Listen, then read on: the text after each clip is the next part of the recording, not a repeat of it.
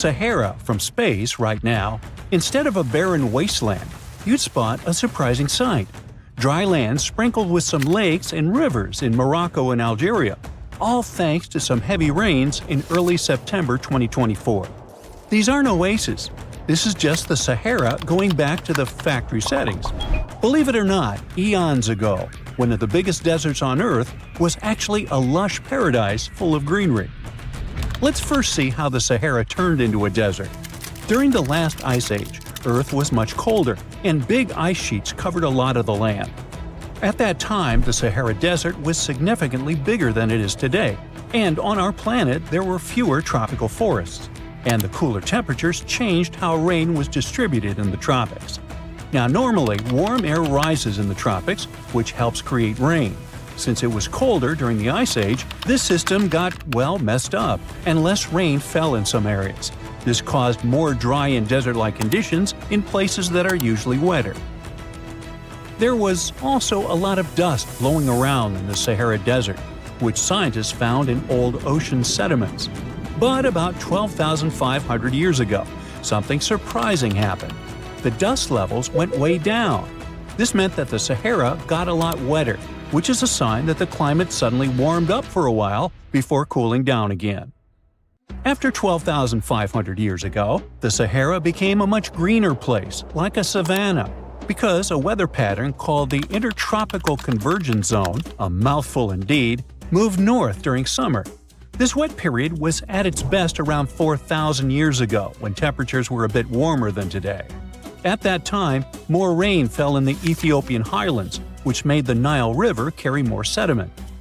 However, there was another big change called a Heinrich event, which caused the Intertropical Convergence Zone to move back south. This led to the Sahara and Arabian regions drying out quickly. Because of this, the Nile River had much less flooding between 2700 and 2100 BCE. Long story short, well, too late for that. The Sahara has gone through wet and dry cycles due to changes in the climate and weather patterns over thousands of years. Up until recently, we've known about the Sahara in its dry era, but in September 2024, an unusual cyclone rolled through. It hit Morocco, Algeria, Tunisia, and Libya, and filled those dry lakes and rivers.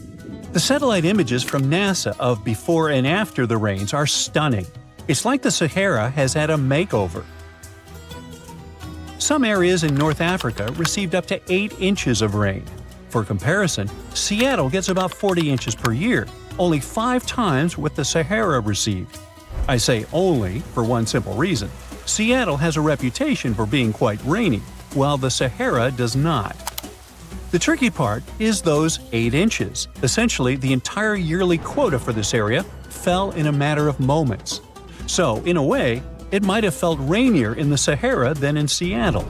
The mountains funnel the water into ephemeral lakes in northern Algeria, which recently expanded to over 70 square miles and reached depths of more than 7 feet. That's enough water to sustain it for a year. So what exactly are these ephemeral lakes? Well, they're basins that fill up for a short time each year, but might stay dry for several years if the rain doesn't cooperate. Sometimes water flows into them from a small surrounding area, or it can just be good old-fashioned rain. Now, a big question arises: how come these lakes exist in the first place? Well, generally they form because there's excess water trapped on the surface. But the soil in the Sahara is incredibly dry. Shouldn't it act like a sponge? It must be thirsting for moisture. Well, think about how eagerly your potted plant drinks up water when you return home from a vacation. However, no matter how parched it is, dry soil can only absorb a limited amount of water, which is often quite small. And just like your potted plant, it doesn't necessarily drink it all. You might simply be overwatering. Or, if you check the saucer below, you could find a mini flood. Another significant factor preventing the soil from absorbing water is the lack of vegetation. Under normal conditions, trees, shrubs, and various plants help retain moisture. In the desert, however, it's nearly impossible. There may be a few palm trees, but that's about it. This also explains the formation of those temporary lakes. Precipitation that isn't held by plants accumulates in low-lying valleys and depressions, creating these fleeting bodies of water. These lakes may only last for a limited time, but that doesn't mean they shouldn't have names. For instance, the beautiful lake adorned with swaying palms that you see is called Lake Yasmina, located in the oasis town of Merzoga. In certain areas of the desert, where the dunes rise, it may appear as though you're looking at a mirage, but it's not. The sand dunes are partially covered by water. Remember how I mentioned 8 inches? Well, that's not entirely accurate for some regions. In fact, there are places where the flooding is so extensive that the palms are submerged up to their crowns. Now, the last time we saw a downpour this intensive was 30 to 50 years ago. But this rain is more than welcome. After 6 consecutive years of drought, Morocco really needed it. Lakes that had been dry for decades, like Lake Ariki, are finally getting some much-needed water. A recent analysis revealed that out of the hundreds of storms that have hit the region since 2000, only 6 brought enough rain to start filling up this lake.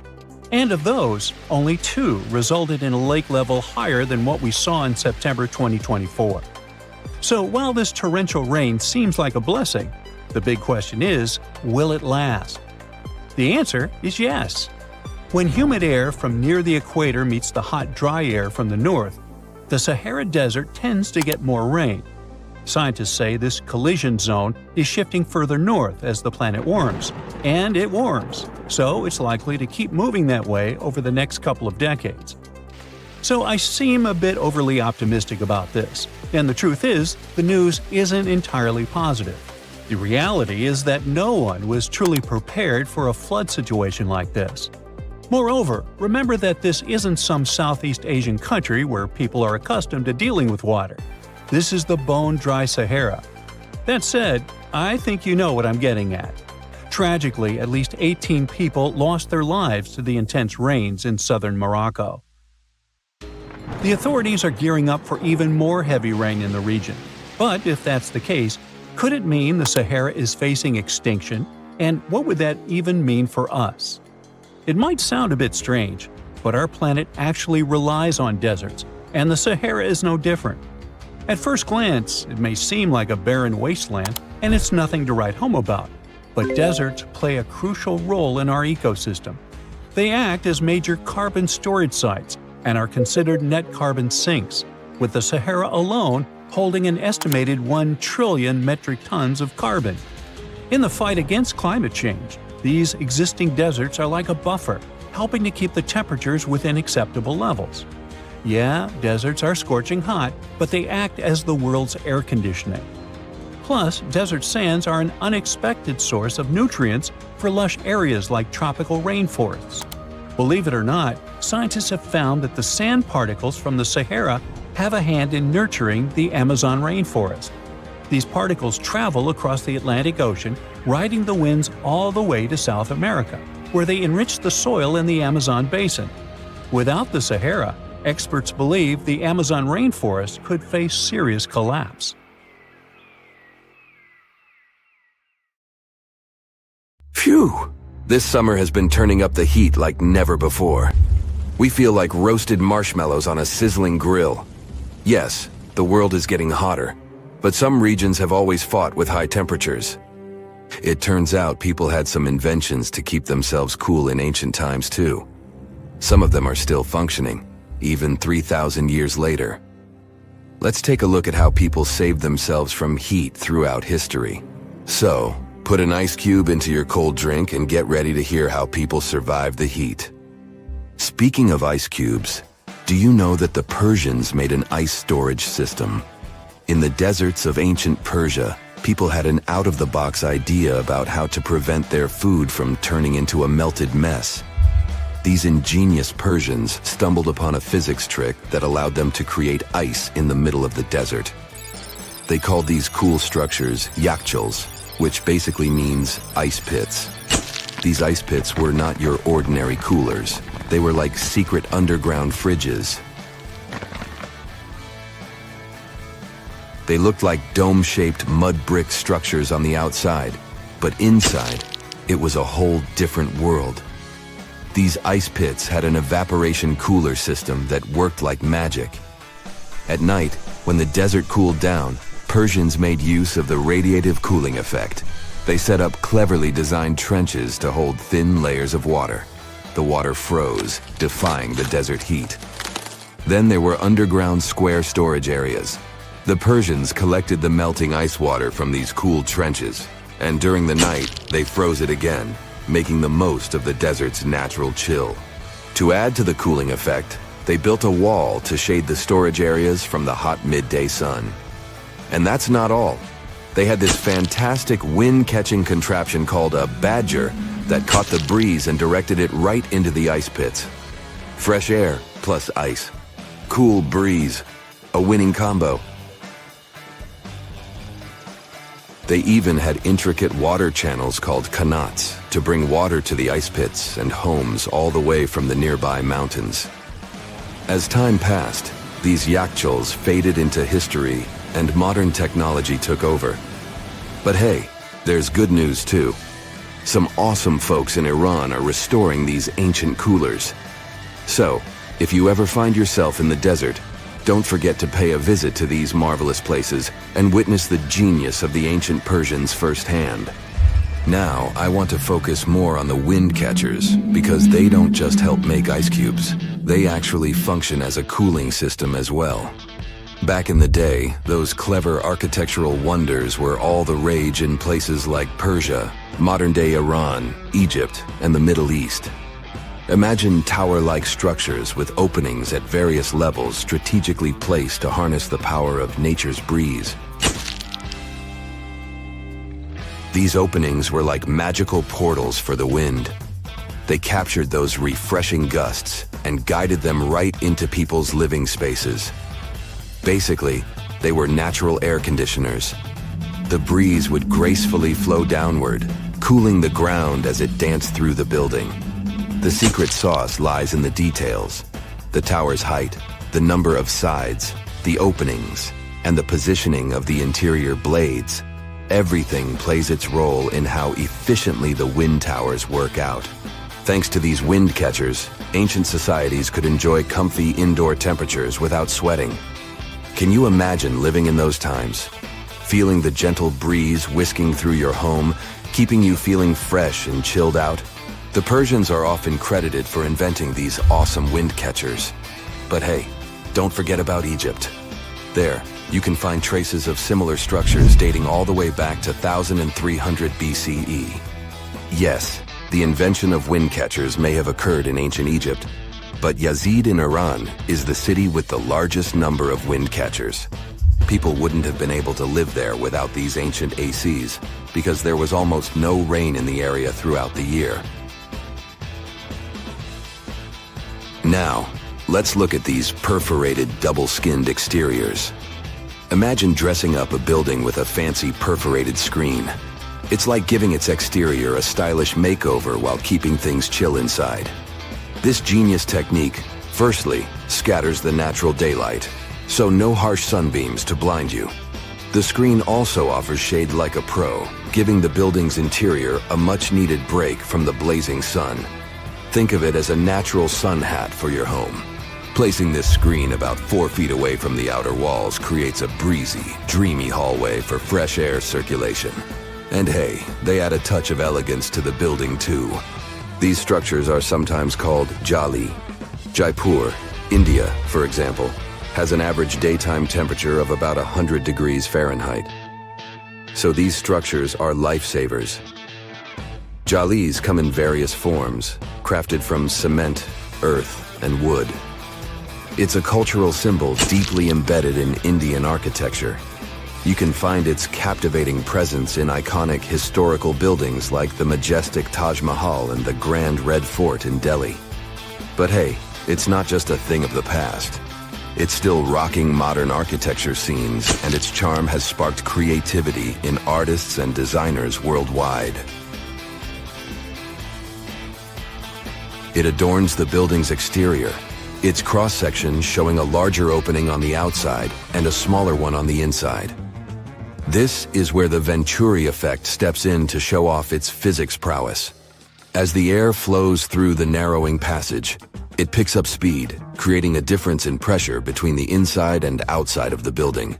Air blowing at a higher speed gets compressed, and when released, it cools down. Mashrabia is a wooden lattice or screen used in the Middle East and North Africa. These decorative wonders are like window blinds, but they do more than just look pretty. They're smart too. They give privacy, shading you from the sun, and let fresh air and light in. Some people also add clay pots filled with water, sand, or damp straw to their designs. As hot air breezes through the holes, it also passes through the pot's porous surface. The moisture inside evaporates, cooling the air. This is a perfect low-cost technique for hot and dry climates. It's eco-friendly, and there's no need for electricity. Now, let's fast forward to today. Designers are getting creative, mixing traditional wisdom with modern tech. At the Al Bahar Towers in Abu Dhabi, they've got it too. Picture over 2,000 hexagonal panels that dance with the sun's movement, providing shade to the building's interior. Water evaporation was another secret weapon for ancient people. Simple, yet super effective. Plus, ancient Egyptians hung wet mats and curtains in doorways. When the air passed through them, it cooled down, providing a relief from the scorching sun. Ancient architects were the masters of maximizing airflow. They knew how to cross-ventilate and let hot air escape while inviting cooler air to the party. Speaking of ancient Rome, bathhouses were the place to be back then. It was like a community hub. People gathered to chat about politics, play sports, and, of course, take a relaxing dip. The frigidarium was the cool spot in Roman baths. After a steamy soak in the caldarium, Romans dashed to this giant pool to chill out. Then in some places, like Cappadocia in Turkey, people went underground to hide from the heat. They carved cozy dwellings in volcanic rock, harnessing the Earth's natural cooling powers. So the lesson here is simple. Architects and designers can create wonders by combining local traditions with smart tech. California's Death Valley boasts the highest officially registered temperature to date, with 134 degrees Fahrenheit in 1913. Meanwhile, Africa's sweltering record stands at 131 degrees Fahrenheit in Kebili, Tunisia, as noted in 1931. In Europe, the highest temperature ever documented reached almost 120 degrees Fahrenheit in Sicily in August 2021.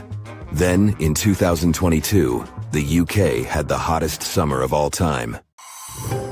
Something exciting and kinda unexpected popped out among the rocks of the Ica Valley in Peru. The bones of a really old whale that lived almost 40 million years ago. At first, no one was really impressed because the bones they found were big and weirdly shaped, so people just thought they were looking at giant boulders. I mean, that's cool too, but things got way better when they realized those were the remains of a very large ancient animal that roamed along the coast of ancient Peru. Plus, it was probably the heaviest creature that ever lived. Sorry, blue whale, I know you worked hard to get to the top. The length of over 100 feet and weight of more than 200 tons brought you the status of the biggest animal on our planet. But it seems you've held the title long enough. Time to hand it over to our next candidate, and that one's really gigantic. This ocean beast was probably shorter than the blue whale, but heavier, with a weight that could be between 93 tons and 370 tons. If it's closer to the higher number, it'll make Perseus the biggest animal ever known to have lived on Earth. And it seems its weight was the result of having extremely thick, dense bones. You can see such bones today in manatees or some other early whales. Dense bones are a great tool for such marine mammals. This feature makes them heavy and allows them to stay submerged most of the time. But at the same time, if their body was too heavy, they would end up sinking all the time, and they would waste too much energy to move back up to the surface. So, to avoid sinking, marine mammals need to have enough lighter tissues, like muscles and fat, to help them float in the water without using too much energy. Now, scientists didn't have the whole skeleton, which makes it hard to tell how big the animal was. but they use the ratio of the heavy bones to the lighter tissues in other marine mammals to estimate the overall weight of this giant ancient whale. Experts found these fossils about 13 years ago and spent the next decade freeing the whale from the rock. Its anatomy and age showed this whale was a cousin of Basilosaurus, a whale that had a long snout full of sharp teeth, and a sleek body similar to that of an eel. Even if Paracetus wasn't bigger than the blue whale, it was still a giant that ruled the ocean depths. Unlike modern whales, there's a possibility that this ancient fellow was a predator that liked to go after bigger prey. And this also changes how we see the history of whales. Scientists used to think these magnificent creatures became really big about 5 million years ago when they started eating lots of small creatures. But here's the proof that giant whales existed even before that. But it's still unclear how this whale managed to find enough food to sustain its enormous body. Plus, it's still hard to tell what exactly this ancient creature had on its menu. It was pretty large and not such a fast swimmer, so it's possible it searched for food in shallow waters.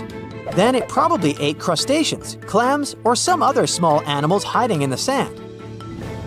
One theory says it was a scavenger, which basically means it munched on remains of everything that would come its way. It's not so unusual to find marine animals in deserts. Many of these regions used to be covered with water anyway. The Sahara in Africa is a perfect example. About 50 to 100 million years ago, this was not a dry desert, but a shallow saltwater body called the Trans-Saharan Seaway. The land is not wet there anymore, of course, but people who lived in that area knew about it because they used to find old shells across the desert. The sea was about 164 feet deep. That sounds enough for a nice swim. Some would say this area looked like modern Puerto Rico, with lots of sun and shallow water. Mangrove forests were a common thing as well as seafloors covered with mollusks, like snails and clams. The marine sediment that was left behind after the sea had dried up is full of different fossils. And the animal that lived in that ancient underwater world didn't look friendly.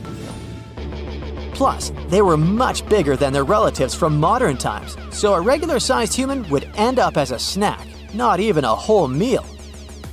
Normally, when animals live on small islands, they can become much bigger than their relatives from the mainland.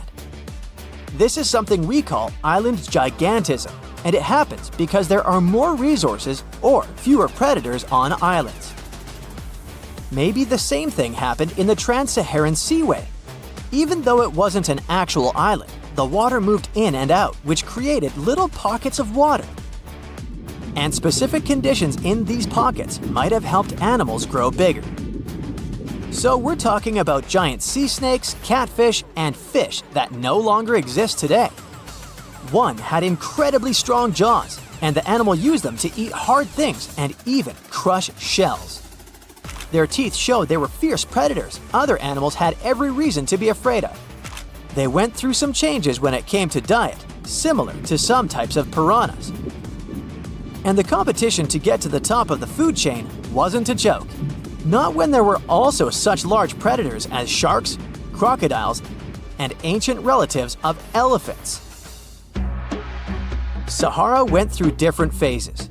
If you could use a time machine and take a peek at Earth's largest hot desert as it was about 6,000 years ago, you wouldn't have to struggle with sand and heat. You'd have a nice walk through a green and pretty lush place. In the past, people who lived in that area didn't leave drawings on cave walls that showed camels, sand dunes, and scorpions. All those things you'd see in today's Sahara. Instead, they drew crocodiles. That's additional evidence that the Sahara used to have a lot of water and plants enough to support these big yet scary animals. Around 3 billion years ago, Earth might have been mostly covered with water. Today, it's about 71% of its surface, but it seems that our planet used to be a giant ocean world with no continents at all, just some scattered islands. Scientists studied special rocks in Western Australia that formed in a place deep under the ocean called a hydrothermal vent system. To explain this better, it's important to mention two common oxygen types, O16 and O18. O18 is heavier because it has extra neutrons. O16 evaporates from water more easily, and as researchers studied an old ocean floor, they found a lot of O18, more than in today's oceans. This way, they realized ancient Earth had less dry land than Earth today. Australia is a good spot to conduct these studies because a long time ago, it also used to be a beautiful place with large animals and lush rainforests. But as time went by, the land became drier and Australia had more deserts formed, such as the Great Victoria Desert. Rainforest remained only on the edges of the continent. What happens with deserts across the globe is called desertification. That's when land that used to be good for growing things turns into a desert or something similar. Our planet changes over time, together with its climate. But desertification also happens because of human activities, like mining, farming, and building cities. And when land turns into a desert, it's a problem because it can't support people and animals anymore. Food doesn't grow there. There's not enough clean water, and animals lose their homes. To help with this problem, there's a plan many countries agreed to. They decided to work with farmers to take care of the land, fix damaged areas, and manage water better. All in all, to make our planet a better place for life. In July 1990, 4 Czech guys decided to go on an adventure to find the Mongolian death worm, a creature that might have inspired the monster you've seen in the movie Doom. They say it lives somewhere deep in the Gobi Desert, so they flew to Mongolia, hopped into an ATV, and hired some local guides to help them. All that to meet a creature that is up to 6 feet long, can spit acid that could melt anything, and is capable of shooting electricity at those it doesn't like. Legend says that these friendly guys spend most of their days hiding underneath the sandy dunes, but they like to come out during the wetter months of June and July. So the timing for a spotting was simply perfect. But the crew needed to figure out how to lure the creature. Sadly for them, no one knew what the giant worm liked to eat. So they built a thumper, which is a machine that made rhythmic pounding noises. They were hoping it would call the worm out of the ground. For 2 months, they searched the vast desert, crossing dunes and rocky plains, looking for any sign of the creature. But alas, it didn't really work out. Ivan McCurley, who was the leader of the 1990 expedition, came back to Gobi Desert again. He once tried to attract the megaworm with blasts, and the second time he used a small airplane to scout the dunes. Over the years, groups from America, Britain, and New Zealand organized big expeditions to the Gobi Desert to try and find the creature. Many others came from all around the world on their own and found nothing. The people in the West first found out about the megaworm of the Gobi Desert thanks to an American paleontologist, Roy Chapman Andrews. This brave man was probably the inspiration for Indiana Jones. In 1926, he wrote about the creature in his book. At a meeting with Mongolian leaders, Andrews heard detailed descriptions of the creature, even though none of them had ever seen it themselves. One of them described it as looking like a sausage, about 2 feet long, with no head or legs. According to him, the worm was so venomous that just touching it could instantly take your life, and it lived in the loneliest parts of the Gobi Desert. Andrews didn't think the creature was real, but he shared these stories again in another book. In May 2005, 4 friends from Great Britain who searched for monsters professionally decided to try their luck. They made drawings of the worm and hired local people to hand out flyers all over the Gobi Desert. These flyers offered a reward to anyone who could give information about the worm or even bring them a specimen. They thought loud sounds that other explorers tried would scare the beast away. Some told them it likes damp conditions, so they came up with a plan to block streams of water to create wet areas that would lure the worm out. Their plan didn't work because it was too hard to build dams in the desert. They ended up using small traps, but didn't find any actual proof that the worm existed. But they did meet locals who shared interesting stories about strange creatures they had seen over 70 years. Over the years, stories of the monster spread around the world. In some of them, it's only 1 foot long. In others, it's as large as a human. It's white-gray or scaly and brown, or maybe fleshy and bright red. Someone said it resembled a snake, or maybe a caterpillar, or maybe it has wings and can fly. And some believe it could be a supernatural evil being without a body.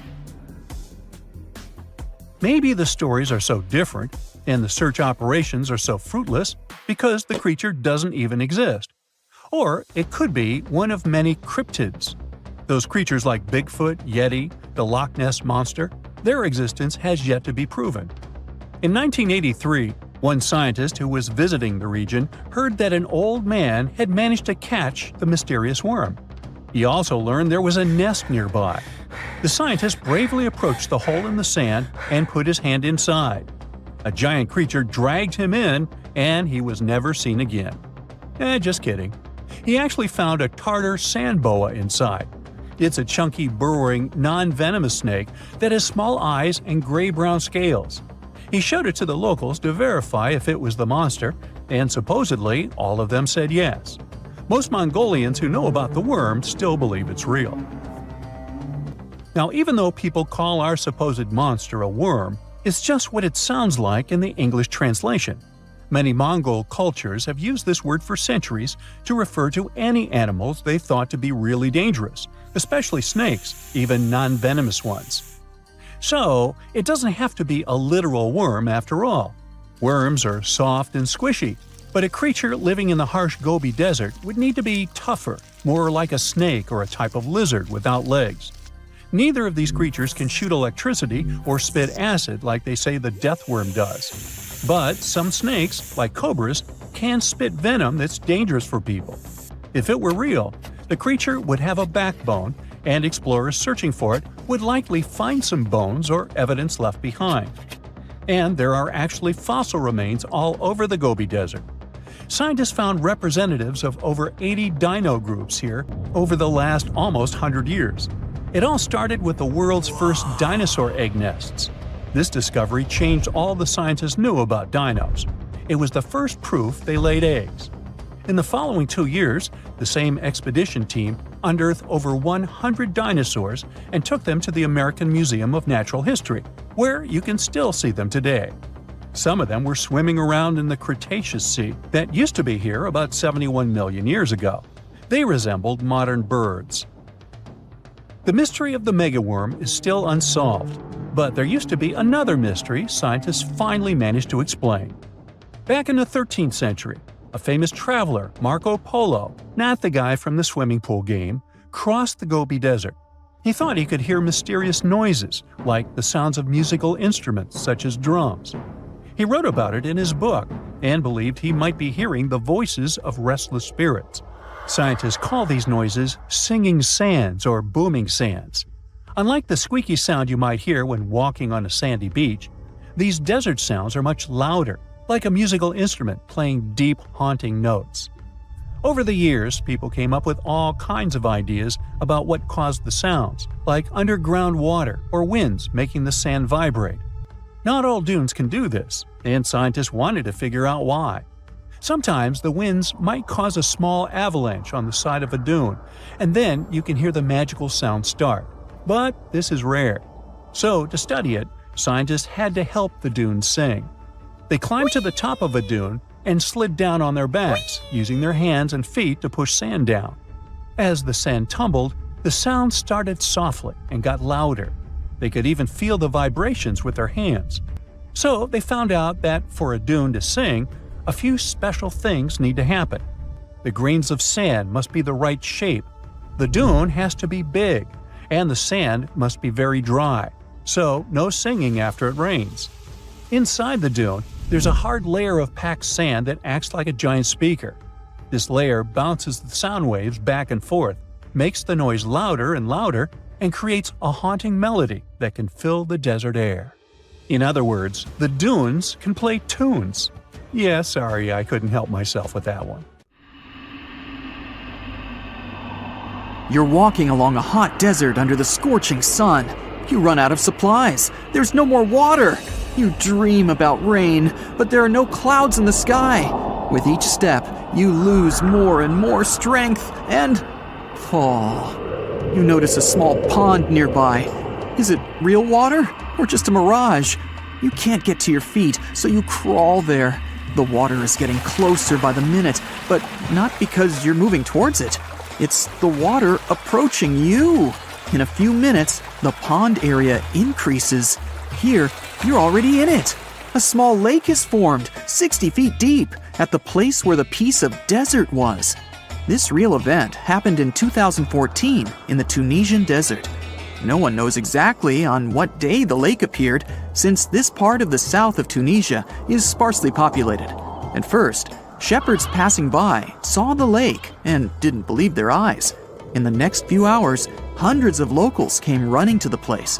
They began to swim, jumping into the water from the surrounding rocks. But a few days later, something strange happened to the lake. In the beginning, it was a crystal clear turquoise blue color, but then it turned dark green. People didn't attach any importance to this and continued to swim. They shouldn't have done that. The scientists and geologists arrived and immediately announced that it wasn't safe to swim in the lake. Muddy green water means the lake is stagnating.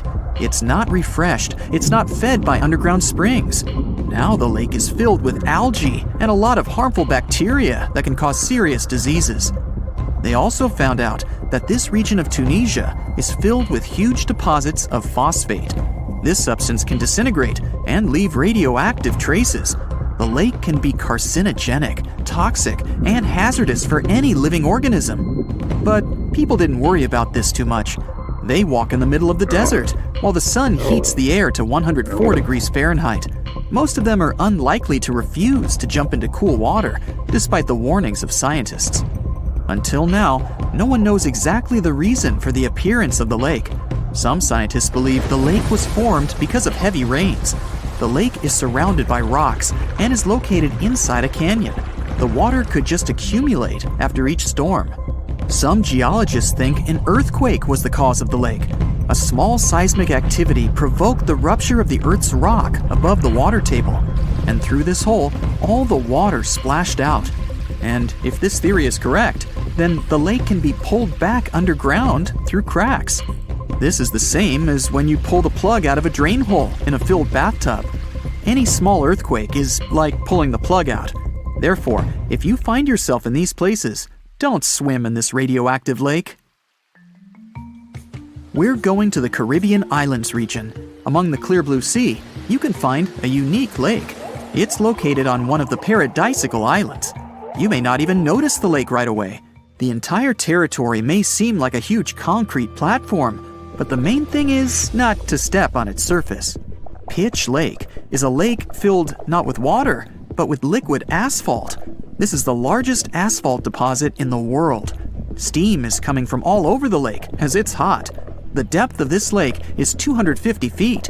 An entire passenger Boeing could fit there in an upright position. The lake is not fully studied, but scientists believe there's a deep fault in the Earth's crust under it. A huge amount of oil seeps through it. It passes through various chemical compounds and turns it into the asphalt.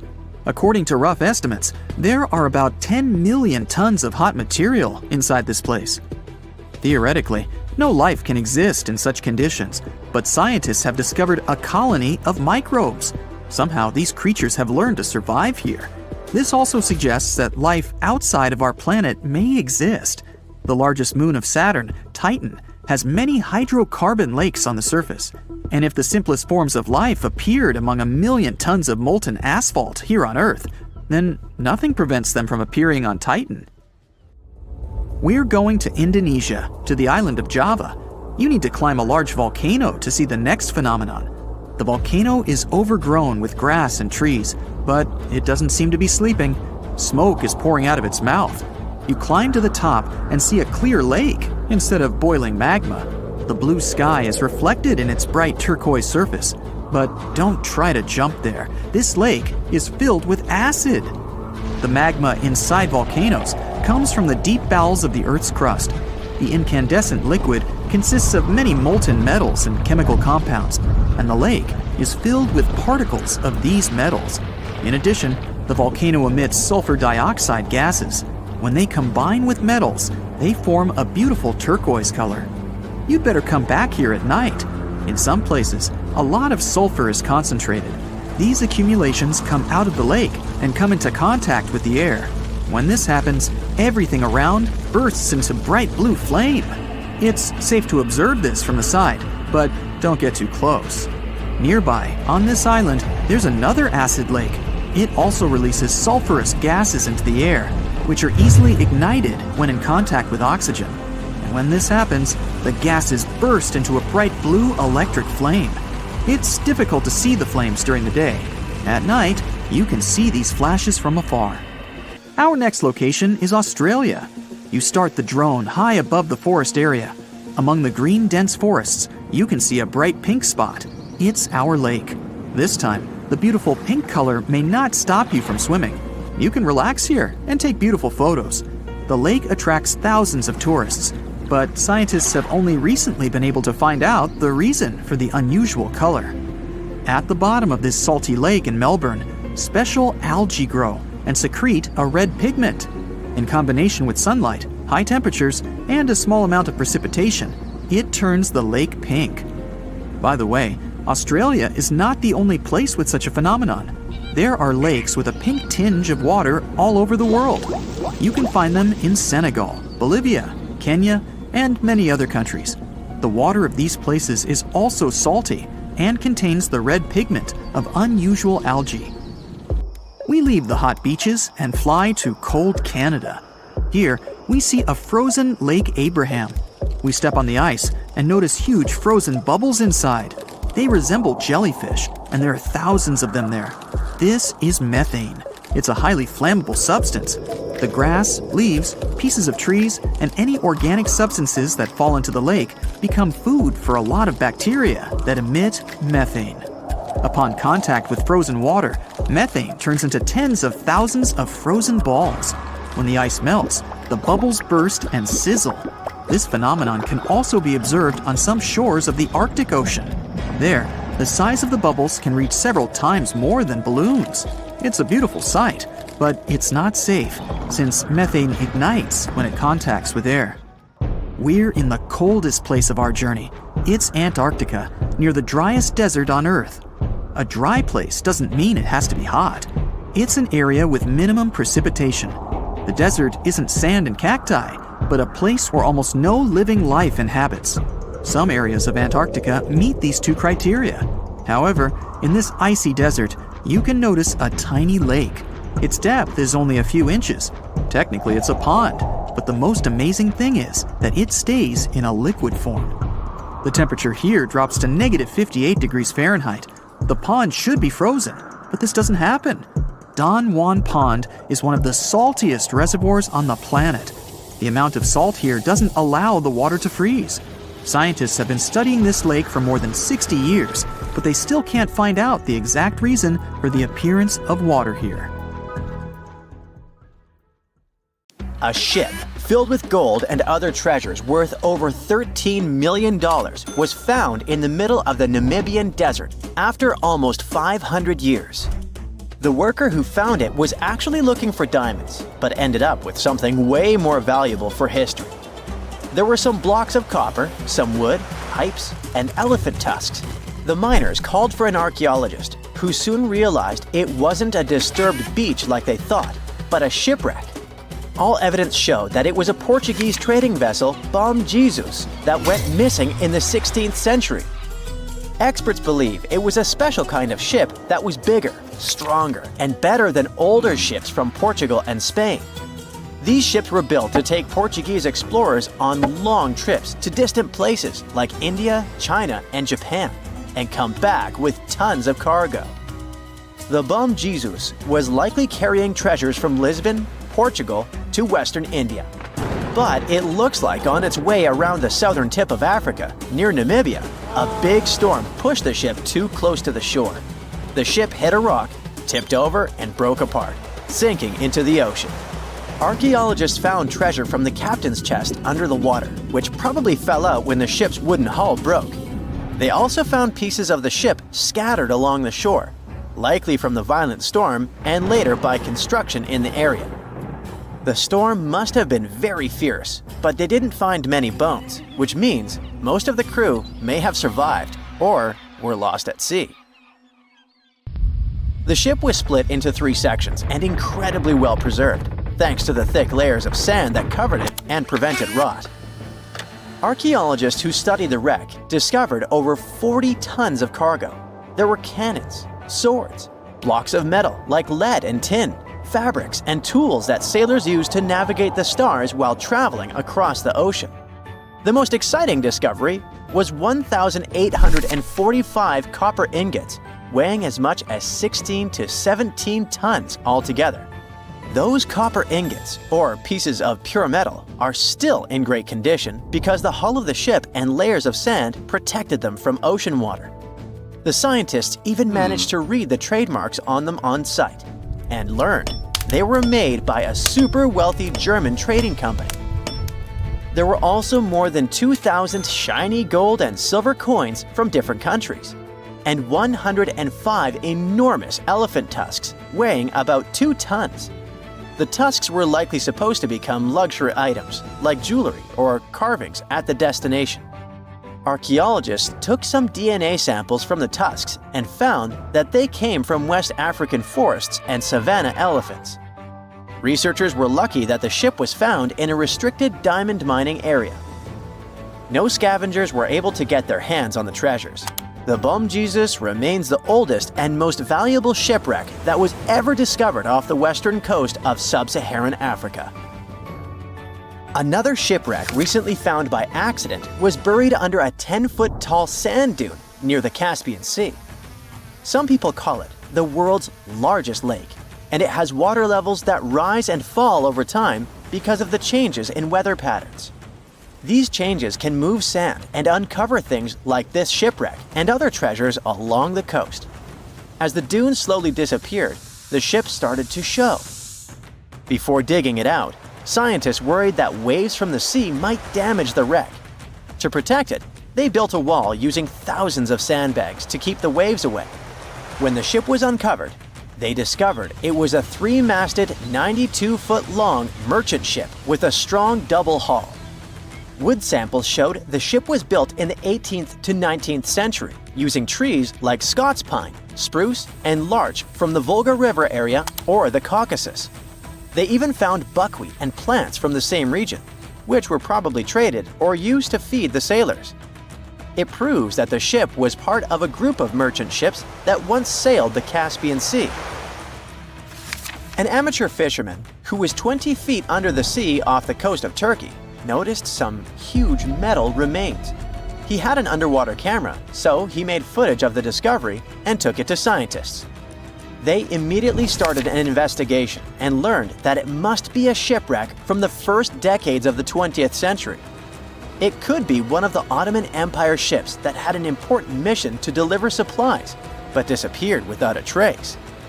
Scientists got permission to study this Black Sea wreck in detail to learn more about its mysteries. They're hoping to find its shipyard documents to find some answers, as the ship itself is in terrible condition and is tricky to work with. Robot submersibles that belong to an oil and gas company noticed hundreds of intact ancient storage jars sitting on the seabed in the eastern Mediterranean. Experts think those jars are 3,300 years old. This makes the find the oldest shipwreck from the deep sea. The jugs were probably used to store oil or other agricultural products like fruit. This proves that the people who made them organized maritime trade and had incredible navigational skills. It looks like the ancient mariners managed to traverse the Mediterranean Sea without a line of sight to any coast.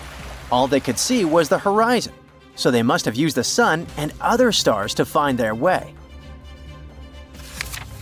Off the coast of Sicily, under 20 feet of sand and rock, archaeologists found a shipwreck so old that they aren't even sure what materials were used to build it. They think the ship is from the 5th or 6th century BCE, which means it's over 2,500 years old. This ancient ship wasn't alone. Researchers also found 2 iron anchors shaped like an upside-down T from around the 7th century of the Common Era and 4 stone anchors from prehistoric times nearby. One of the stone anchors was broken and may have had wooden pieces attached to help it hold on to the seafloor. They figured out that the ship itself was built using the on-shell technique. The wooden planks of the ship were connected so tightly that they could support the ship on their own, with extra beams added just to make it stronger. Sadly, the ship's wooden hull is very fragile now because tiny sea creatures that eat wood have damaged it over the years. Scientists are being extra careful as they study it to make sure it doesn't fall apart. This discovery is such a big deal because it was built during a time when Sicily was super important for trade. Back then, the Greeks and Punics were trying to take control of the seas long before Rome became the ruler of the Mediterranean.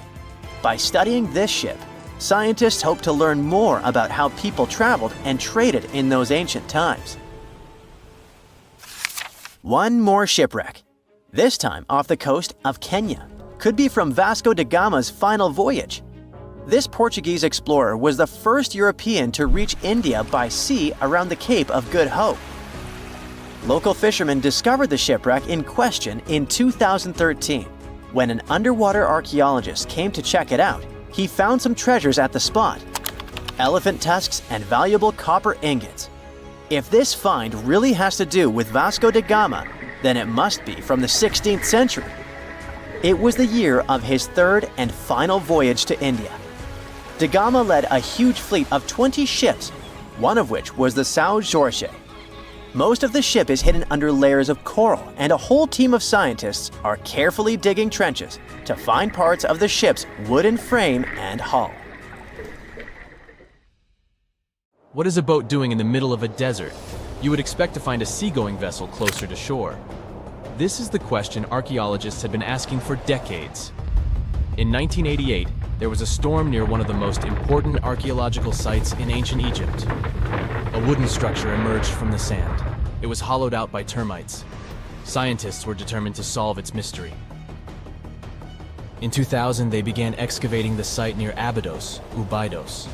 An American team of experts soon discovered a boat that was 70 feet long, and it wasn't alone. In total, there were 14 boats neatly resting next to each other. It was impossible to completely dig out the boats because of their poor condition. Luckily, the wood was preserved enough to get a sample.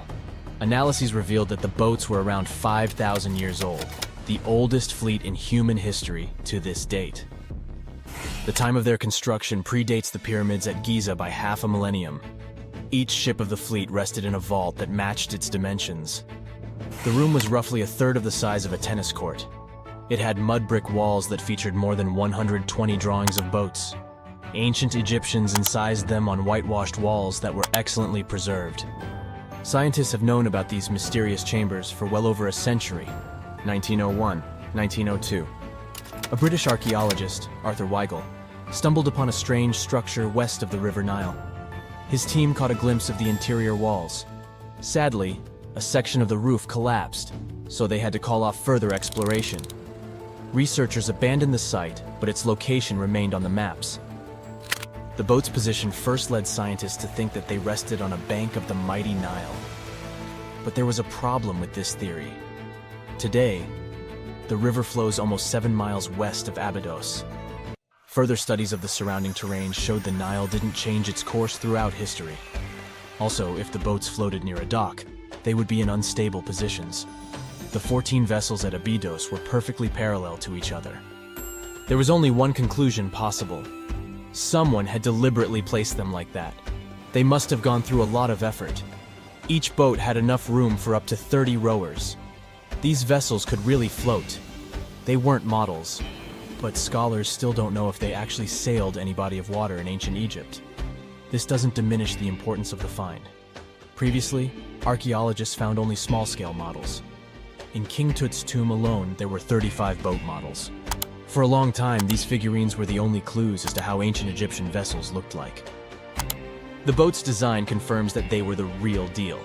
They are the earliest surviving examples of something called built boats. Ancient people constructed primitive vessels by hollowing out large tree trunks. The alternative was reed that was tied together to form a raft. The boats at Abydos had planks tied together. This was a major breakthrough in shipbuilding. During their lifetime, the boats must have seemed impressive. Timber was a valuable commodity at the time. There was no wood in the desert. Cedar had to be imported from Lebanon. The only person who could afford such luxury was the pharaoh. Studying the area around the ancient fleet provided more answers. Scientists discovered a mud brick structure where Egyptians worshipped the pharaoh. Its approximate date of construction matches that of the wooden boats. The same bricks out of which this building was made were used to encase the fleet. At the time of their construction, the rooms they were stored in had a ceiling. That's the section that archaeologists stumbled upon in the early 20th century. Just like mummies and coffins, these marvelous ships rested inside splendid vaults. The exterior of these rooms was also impressive. The outer walls originally had a plaster of white limestone. It reflected sunlight. In the desert sun, the structure housing the boats must have shone from miles away. Ancient Egyptian builders used the same technique to cover the pyramids 500 years later. Today, their surface looks jagged, but it wasn't always like this. When they were constructed, the pyramids had a top layer of fine white limestone. Their surface was smooth and it gleamed in the sunlight. Instead of stairs, the outer layer of the pyramids was more of a sleek ramp. Archaeologists were left with one final question. Which pharaoh owned the fleet? The answer lay just a mile from the site. This is where the tomb of a pharaoh from the 5th dynasty rested, King Senwosret III. Its time and style of construction matched the ones of the chambers with boats. The very end of his rule might explain how the boats ended up in the middle of the desert. The pharaoh probably passed away in northern Egypt. Then his body was transported down the Nile to Abydos in a marvelous procession of decorated boats. The vessels were later lowered to chambers near the final resting place of their owner. This had a symbolic meaning. In the ancient Egyptians' belief system, ships played a key role. Their supreme deity was Ra. He traveled through the sky during the day in the form of the sun. At nighttime, he sailed through the netherworld in a solar boat. The pharaoh identified himself with Ra. That's why he needed boats in the afterlife. That was the only way to regenerate himself. Just as the sun rises every day above the horizon. This belief existed for thousands of years. The more famous Pharaoh Khufu also had a ship. Scientists found it in 1954 next to his pyramid at Giza. It is some 4 centuries younger than the fleet at Abydos, but Khufu's ship was almost 2 times longer. The Great Pyramid of Giza and King Tut's tomb are some of the most famous archaeological finds in Egypt. But there are many more secrets hiding beneath the endless sands of the Sahara Desert. Recently, 2020, archaeologists found a lost city there. They have labeled it as the most important discovery since King Tut's tomb, 1922. The city of Aten is some 3,000 years old. Historians hope it will give them a unique insight into the everyday life of ancient Egyptians. The famous archaeologist and Egyptologist Zahi Hawass proclaimed the site a lost golden city. Aten sits some 300 miles south of Egypt's capital, Cairo. It is close to the famous Valley of the Kings. Archaeologists first found sections of mud brick walls that spread out in all directions. They discovered complete rooms with tools of everyday life inside. The research team unearthed a bakery, a residential neighborhood, and an administrative district. They all date back to the time when the Egyptian civilization was the wealthiest in its long history. They were also the first to make objects from iron. In 1911, scientists found a set of iron beads near a village in Lower Egypt, El Girza. These are the earliest known iron artifacts. The discovery is literally out of this world. Ancient people made them by beating into shape a piece of a meteorite. The 9 beads were once part of an ornate necklace. They are now blackened and corroded, which is perfectly normal for a piece of jewelry that is over 5,000 years old. They consist of an iron-nickel alloy. Researchers were impressed by the skill of ancient jewelers who processed the beads. Their craftsmanship is more impressive when you think that they didn't know the stellar origins of the material. The Great Pyramid of Giza also has a remarkable feature. An international research group investigated the electromagnetic response of the structure to radio waves. They found that the pyramid has the ability to concentrate electromagnetic energy inside it. This occurred inside its chambers as well as under the pyramid's base. It contains an underground, unfinished chamber. It seems that the electromagnetic response is connected with the properties of limestone. the Great Pyramid's main building material. The research results might have a practical application. The way solar cells and nanosensors function could be improved by this remarkable find. Summers in the Middle East get so hot that they change the landscape dramatically and make entire cities resurface from the past. That's what happened in 2018 when the city built by a mysterious empire on the Tigris River was finally released from its water trap.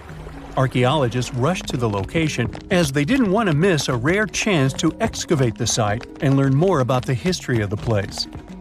They believe they've found the Bronze Age city Zakiku, founded over 3,000 years ago and fully submerged in the 1980s when a dam was built in its place. It used to be a busy hub for the Mitanni Empire for caravans on the popular trade route. It had water, which is a rarity in the area, and it was a guarantee for success. We know very little about the once powerful empire, as scientists haven't found any written chronicles in the excavated sites. That's why the archaeologists were thrilled to find an entire palace for the local ruler.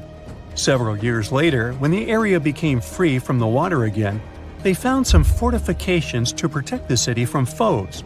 The highlight of their expedition was finding a huge public storehouse for trade goods and harvests, piles of wheat and barley, and imported metal and wood. Bread was the staple food for the locals, and they also loved big pots of vegetable soups and stews for lunch. Each household kept sheep, goats, cows, and pigs, so they had a steady source of milk and meat for special occasions. All the constructions found so far were built from bricks molded from mud. The walls that were underwater for over 40 years are so well preserved as if they went down yesterday. The royal palace stands out as it's larger than the other constructions, has thicker walls, and even pavements made of baked mud bricks that were sealed to be waterproof. The local king must have been in good relations with the emperor of the larger empire, of which Akiku was dependent. Traders who lived in the city collected wooden beams and took them to storehouses. The beams arrived down the Tigris River from the forests in the mountains in the north and east of Mesopotamia. Merchants came here to sell their goods and then crossed the Tigris on their way to the borderlands. Zakiku was thriving as a center of commerce for about 6 centuries until it was hit by a massive earthquake in 1350. Archaeologists found 5 ceramic vessels holding over 100 clay tablets made close after the earthquake. It's almost a miracle that small tablets of unfired clay managed to survive underwater for decades. People who created those must have carved notes on clay while it was still wet. They wrote about anything, from newly stored harvests to notes for other kingdoms. Then they would let the message dry in the sun. Scribes even had to learn a different language so that everyone outside the city could read it. Scientists believe the tablets they found used to be part of a private archive. They hope to decipher the notes to learn more about the history of Zakiku and the whole empire after the terrible earthquake. The damage to the buildings was so enormous that it was impossible to restore Zakiku to its former glory, and if there had been any survivors, they must have left the city. Several decades later, the Assyrians, who also lived in Mesopotamia, settled here. They built their houses on the ruins of the abandoned city and used whatever structures they could find from the previous residents as outer walls. But they stayed here only for 50 years, then decided to build a new capital on more fertile soil to make some good cash from agriculture. Archaeologists working in Zakiku had to halt excavations when the water levels went back up and covered the city. They sealed the ruins in tight-fitting plastic sheets and put stones and gravel on top. They hope it will help protect the priceless site from water erosion and prevent it from disappearing again. They realize how important water from the dam is for the region, but if it recedes again, they say they'll definitely continue the excavations.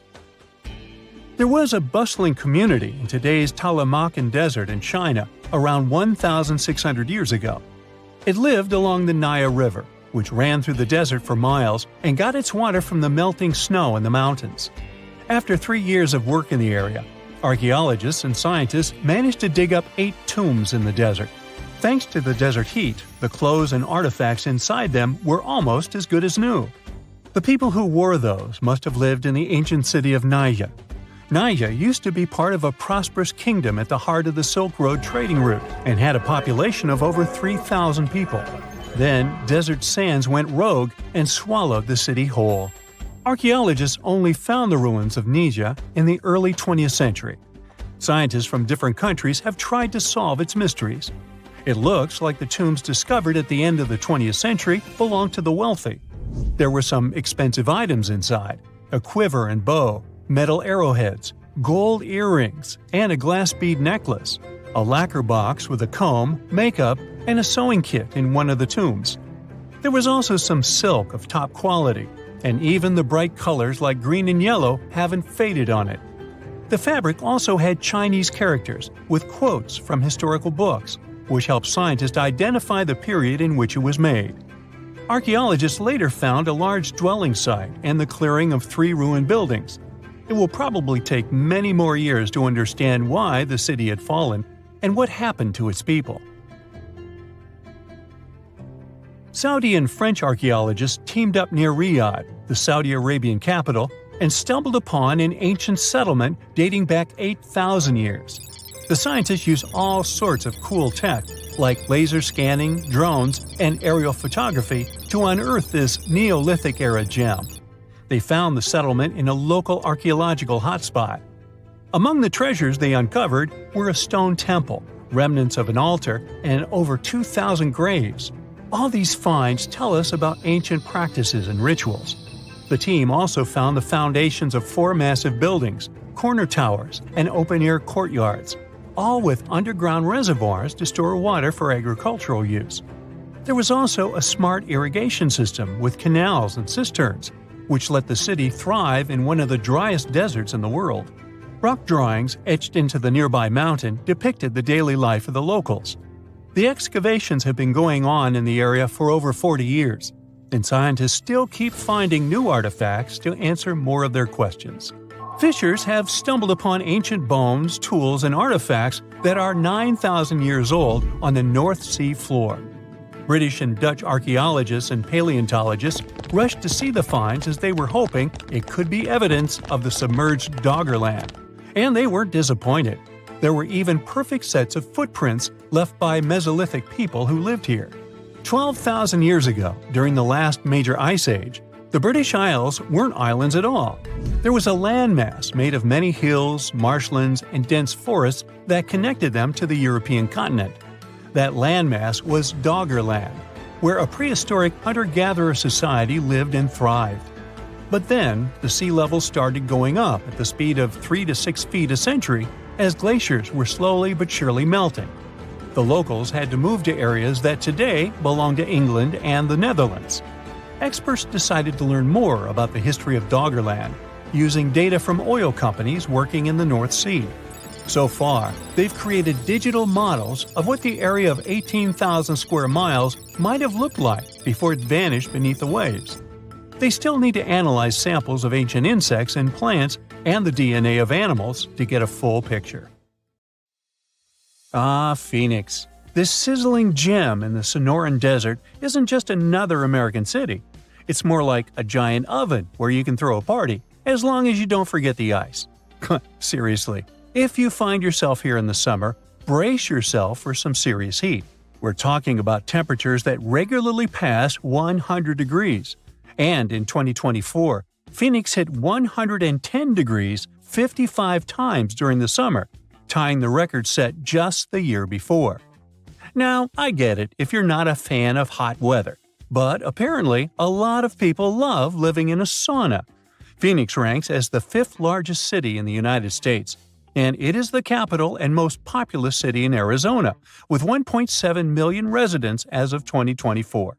And if we're talking about the metropolitan area, also known as the Valley of the Sun, the population is almost 5 million. Yet, good luck finding someone actually born here. Out of every 4 Phoenix residents, 3 were born somewhere else. Believe it or not, Phoenix wasn't always this bustling, crowded place. It became one. A few decades ago, it was just a sleepy little dot on the map. Back in the 1940s, the population was around 65,000. It wasn't even close to cracking the top 100 list of the largest U.S. cities. Now, at that time, Phoenix was mostly an agricultural hub, and its economy revolved around what they called the 5 C's: cotton, citrus, cattle, climate, and copper. But things really started to change in the 1950s thanks to one life-changing invention. Drumroll please? The air conditioner. Actually, it was the portable version that came out in 1945, created by an American inventor named Robert Sherman. Phoenix residents owe a lot to Robert for making life bearable during scorching summers. Before AC, people in Phoenix would literally move their beds outside and build sleeping porches. They'd protect that kind of outdoorsy space with light curtains or some kind of net to keep the dust and bugs out. Fun. Anyway, the point is that the air conditioner played a big part in making Phoenix an easier place to live. Since the 1940s, this city in Arizona has transformed from a dusty little town into a sprawling urban jungle, and it's still one of the top 10 fastest-growing metro areas in the U.S.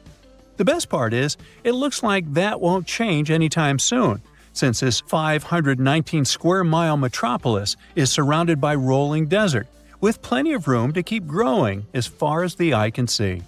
So, who's dropping everything to move to Phoenix? Well, Californians are the city's biggest fans. According to a recent survey, a third of all new renters moving to Phoenix come from Los Angeles. Okay, that survey might not be the most reliable since it only applies to the source's clients, but it does line up with U.S. Census Bureau data from 2019, which says that 70,000 Californians moved to Arizona in the previous year. The connection between Phoenix and LA is so strong that some people even call Phoenix the next LA. You've got to give Phoenix credit for capitalizing on its proximity to Southern California. The city offers lower taxes, fewer regulations, and lower costs of living, which makes it a magnet for businesses, especially in high-tech and service industries. So, in the 90s, Phoenix was considered a non-stop generator of jobs. In the last few years, we've seen the number of jobs only go up, and the unemployment rate has dropped by nearly half, going from 6.3 in January 2014 to 3.4 in the same month in 2024. Now, when it comes to big city problems, you can't avoid talking about traffic. But here's another reason why Phoenix is a dream city. It doesn't even come close to the traffic nightmares you find in places like LA. Estimates show that people in Los Angeles waste about 119 hours a year just sitting in traffic. But in Phoenix, it's more like 61 hours. Huge difference, huh? And let's not even start talking about the money people waste just sitting in traffic. In LA, drivers burn through about $2,440 worth of gas per year. In Phoenix, they waste 25 gallons of fuel, which ends up costing about $952. Yeah, that's still a lot of cash, but compared to LA, come on, that's a steal. Phoenix being okay in terms of traffic might have a lot to do with how the city was designed. Just take a look at a map of Phoenix. You'll notice it looks like someone took a ruler and drew perfectly straight lines for the roads. That's because the city was laid out in a grid system. This setup makes it so much easier to get around, especially compared to cities full of confusing twists, U-turns, and one-way streets.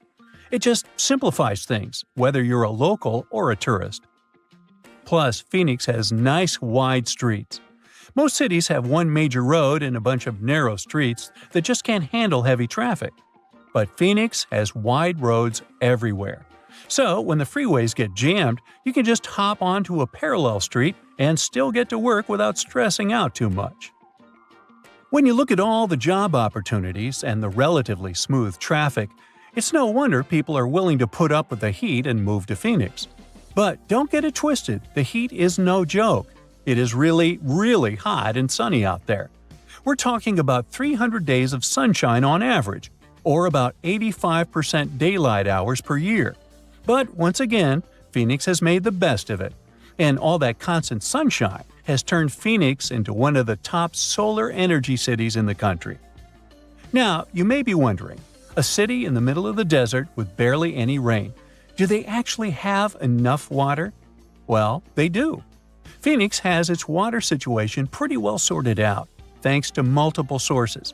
I mean, they don't rely on rain alone, which is a good thing because, desert life. Most of their water comes from way up north and east of the valley, where snow melts off the mountains and flows into giant reservoirs, storing it up for those dry years. But most of Phoenix's water comes from the Salt River Project, which brings water through canals and pipelines from the Salt and Verde rivers. Then there is the Central Arizona Project, which transports water all the way from the Colorado River. They even get a bit of water from underground wells. And Phoenix doesn't want to waste a drop, so they're smart about recycling, reusing treated water to keep parks green, and even recharging their groundwater. Since Phoenix is all about sunny skies nearly every day of the year, it's normal that people can get a little moody when it actually rains. But here's the thing. Phoenix always gets a surprise up its sleeve, even when it comes to bad weather. When it rains in the deserts, locals get treated to this unique earthy smell. It's thanks to the creosote bush, a desert plant that releases an amazing fragrance when the rain hits it. People describe it as the smell of rain, and honestly, it's one of those fresh, clean scents that makes you forget you're in the desert for a second. And if you've never stopped to think about why Phoenix is called Phoenix, well, it's based on that famous legend of the bird that rises from the ashes.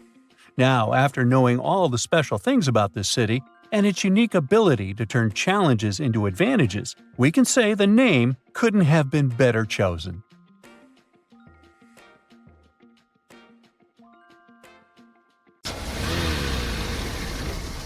And now we're off to almost 5,000 years ago.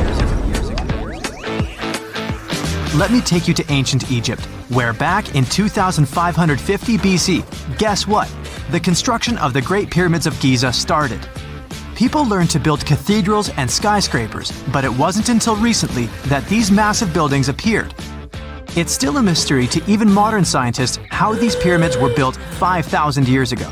No wonder they are one of the 7 wonders of the ancient world.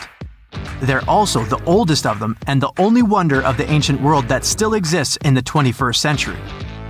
It must have taken a lot of cooperation to build a thing that massive, even for today's metrics. But the Giza pyramids weren't the first pyramids ever. The first one, called the Step Pyramid, was built around 80 years before the first Pyramid of Giza in 2630 BC for King Djoser. It wasn't meant to be extraordinary, but ended up being quite impressive. It was a pyramid of 6 stepped layers of stone. It was 204 feet high, which is as tall as a 19-story building. And it was the tallest building that existed at that time. It wasn't just a pyramid though, it was surrounded by a whole complex of buildings, including even courtyards. In ancient Egypt, people believed in the afterlife, so everyone, especially kings, wanted to make sure they had everything they needed to get ready for it. Here's why the pyramid complex was perfectly supplied with a lot of objects people used every day. The complex included a pyramid and a kind of a palace. Those buildings had many things the king loved and might need one day, like furniture, food, and gold vessels. After Djoser, building pyramids became common practice, but many pyramids weren't finished. It would usually take about 20 years to build one, but many rulers reigned way less than that. Overall, there are more than 100 pyramids. The most famous pyramids are the Great Pyramids of Giza. The first one and the biggest one was built for Pharaoh Khufu, around 2550 BC. Initially, it was 481 feet tall, which is as tall as a 40-story building. The second pyramid was built for Khufu's son, Pharaoh Khafre, around 2520 BC. It's just a bit shorter, usually standing at 471 feet high, a 39-story building. This is the pyramid with the famous statue of the Sphinx. Sphinxes have a lion's body and a human head. They were built to guard important areas. This one has the head of Pharaoh Khafre and is guarding his pyramid, facing the sunrise. The Sphinx is most well known and is one of the world's biggest and oldest statues. Originally, it had red color and did have a nose. It's still possible to see the trace of red pigment by its ears. But no one knows exactly when the nose disappeared. For some time, the Sphinx was sort of hidden underground, being covered with sand up to its shoulders. Luckily, in the early 1800s, an adventurer with a team of 160 people dug it out. The third Pyramid of Giza is the smallest one, being more than twice shorter. Originally, it was 218 feet high, about the height of a 20-story building. Built in 2490 BC, it was a pyramid for Khafre's son, Menkaure. The pyramids are designed to align with the points of the compass, and their sides symbolize the rays of the sun. But back at the time, there were no compasses. Ancient Egyptians figured out the directions themselves, and with amazing precision. To align the pyramids, they used two constellations. Originally, the pyramids were covered in smooth white limestone and had a gold-silver top to reflect the sun. Later, the white limestone was taken from the pyramids by other kings and used for other buildings. Scientists estimated that ancient Egyptians used about 2.3 million stone blocks to build the first pyramid. Each block weighed more than 1 ton. This is the weight of a rhino. Some blocks were even bigger, being almost as heavy as an elephant. 4.5 millennia ago, there was no modern equipment to help build it. There were no machines, no wheels, and even no steel. The only metal available to them was copper. Even today, scientists aren't sure how the Egyptians managed to build the pyramids. There are no records left that would shed light on it. Some even think that Egyptians wanted to keep it as their secret and didn't even record it on purpose. Many believe that poor people and foreigners built the pyramids, but it's not true.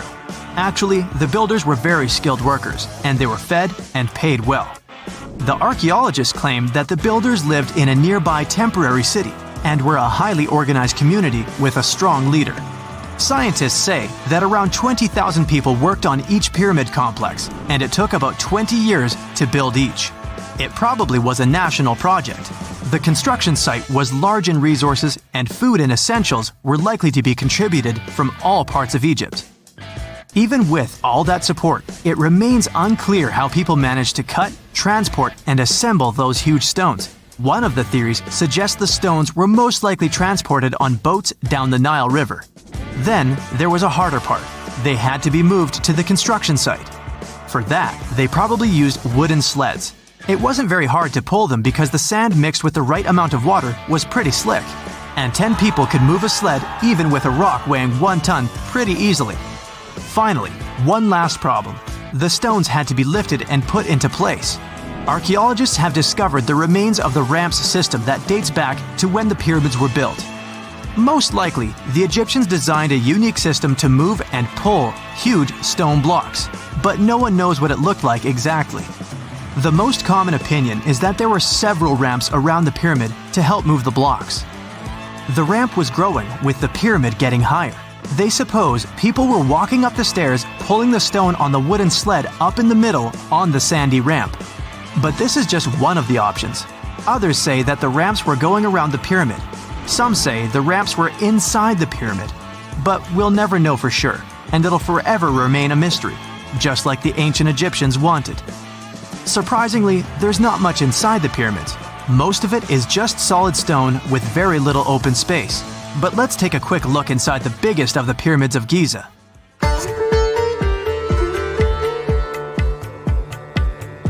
From the entrance, there are 2 stairs, one going down and the other one going up. The descending one takes you to a chamber located underground. That's where the pharaohs are, but not in this pyramid because Khufu wanted to stay higher. The underground room is partly unfinished. The room with Khufu's sarcophagus is called the King's Chamber. It's upstairs and then through the tall and long Grand Gallery. Below the King's Chamber, there's a room called the Queen's Chamber. There are no queens though, and no one is sure why the room is called this. Unfortunately, none of these have any hieroglyphs on the wall. They're just bare. If you want to see them, you should go to the other rooms that are decorated. Those pieces of art are depictions of ancient Egypt's culture and daily life. The texts allow researchers to study their language and grammar. Sadly, the treasures that once were here in the pyramid are long stolen. From that room, there are several tunnels for an unknown purpose. There are many tunnels and passages inside the pyramids. There are many chambers and shafts and secret ways. Scientists have been sending little robots with cameras there for some decades already. And the robots did discover another chamber a bit upstairs with hieroglyphs on the walls. But even today, much of the pyramids is still unknown, and there's no so-called building plan of the pyramids. Egyptians did create a mystery no one can crack for 4,500 years already. Scientists recently started to X-ray the pyramid to learn what's inside it without entering it and its narrow, mysterious tunnels. Mirror check. You've got your beige parka on, your chisel is packed, and your overnight plane ride to Saudi Arabia is booked. You know what this means, right? Unfortunately, you weren't cast in the remake of Dune. It just means that you're ready to go explore the world's largest desert areas in the hopes of uncovering prehistoric secrets about our ancestors. Let's get one thing straight. If you ever thought that deserts were empty spaces, think again. They might be filled with sand as far as the eye can see, but they also hold a lot of history, you know, because before humans settled down in cities and towns, we were nomadic people, and we traveled all around the globe looking for food, water, and shelter. So we had to come up with some interesting stuff to survive. Like this thing that was found in the desert of Saudi Arabia. Do you have any idea what this could have been? Over many years, scientists have discussed the origins and use of huge structures such as these ones. It seems our Neolithic ancestors were way smarter than we gave them credit for. They didn't spend all their hours around the fire carving weapons out of stone. No, they were also practicing their architectural skills. These huge stone structures are called desert kites, because if you look at them from a distance, well, they sort of look like kites. Archaeologists have arrived at the consensus that these kites were used to lure animals in. This way, it would make it easier for our ancestors to guarantee their week's food. But that's not all. Take a look at these monolithic structures right here. They show us that our ancestors probably drew on rocks, the blueprint of what they were going to build on the ground. Just like modern-day architects, desert kites could be miles long, so they drew out a plan before actually building them. The most surprising feature of all is that these kites were built even before things such as Stonehenge. We're talking around 7,000 to 9,000 years ago. Over the last decade, scientists have been able to identify over 6,000 desert kites spread across the Middle East and West and Central Asia. If you don't think this huge, try building something this large without the help of any drones. It looks like a pretty difficult feat to me. And apparently, Saudi Arabia's desert is filled with more amazing things. Scientists have found mysterious stone structures that are older than the pyramids of Giza in Egypt. So of course, you can't wait to go check that out. Can we all agree that carrying around heavy rocks to build a pyramid without the help of modern technology sounds absurd? I mean, how on earth did they do it? Now imagine turning back the clock about 2,000 years into the past and finding humans that built similar gigantic structures in isolated areas. Take a look at these so-called mustadils. They are rectangular structures built from piled-up stones, found over 77,000 square miles. Some archaeologists believe that these monuments were used for ritualistic purposes, maybe processions of some kind, where people would walk from one end of the plateau to the other. I'd be down for that. Now let's move on to another deserted area. We're entering the world-famous Sahara Desert landscape. Isn't it beautiful? Here, you're about to unravel an ancient mystery, something that took years for researchers to solve. Fun fact, the Sahara Desert is the world's largest hot desert. It spans over 3 million square miles, which would be like putting 1,000 times the country of Hawaii next to each other. We say it's the largest hot desert because the world's largest desert area is Antarctica. But we all know temperatures over there are freezing, not the typical image of when we think of a desert. Deep into the desert, near the Algerian town of Fougeret et Zoua, something strange was found. For decades, these tiny dots appeared on images of Google Earth, but nobody could explain what they were. Some scientists were sure that these circles are the result of oil activity in the region. Others guessed that these were ancient fogeras or ancient water wells. There are dozens of them, stretching for miles and miles in a straight line. The strange thing is that they are always far away from any town, road, or human activity in general. So what was or is their purpose? If you had to take a guess, what would you say? Remember we talked about how our ancestors had to be creative in order to survive in the desert? Let's try to walk in their shoes for a minute. Imagine you're a nomadic hunter-gatherer living in a desert area. You spend your days basking in the hot sun, trying to count all the grains of sand around you. But you also need to eat and drink water. But how on earth do you get water in a desert? Sure, you can hope to keep running into oasis every week or so, but that seems a bit risky, doesn't it? That's why North African people invented the so-called fogeras. The fogeras are a 2,500-year-old irrigation system. Locals would dig deep wells in elevated areas, wells deep enough to tap into underground water. Then, they would dig parallel shafts at regular distances. This way, the water would flow from the main well down into all the shafts and irrigate entire areas. Travelers could stop by the shafts and quench their thirst. They could also raise livestock and tend to crops. Pretty clever, huh? As much as these holes did look like fogaras, a little bit of research would show you that they're not. You see, these shafts were built in a line, and not in a circular shape like the ones we're looking at now.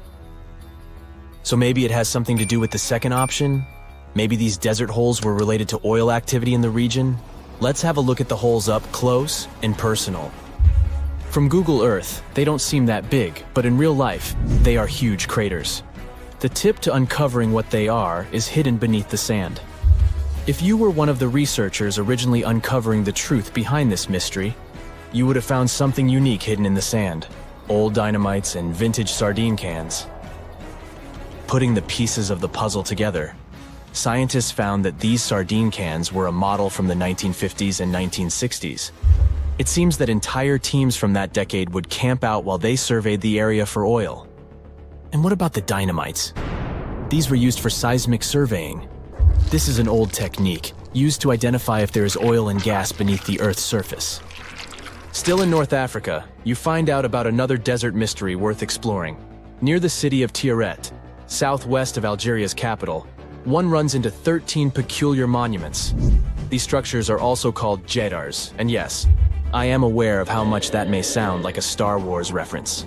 They are pyramid-like in their shapes, and as far as scientists know, they were used as final resting places for the people who lived in the region. Can you guess who these were? Most likely the Berber nomads. And since we're talking about ancient stuff, they were probably built between the 4th and 7th centuries CE.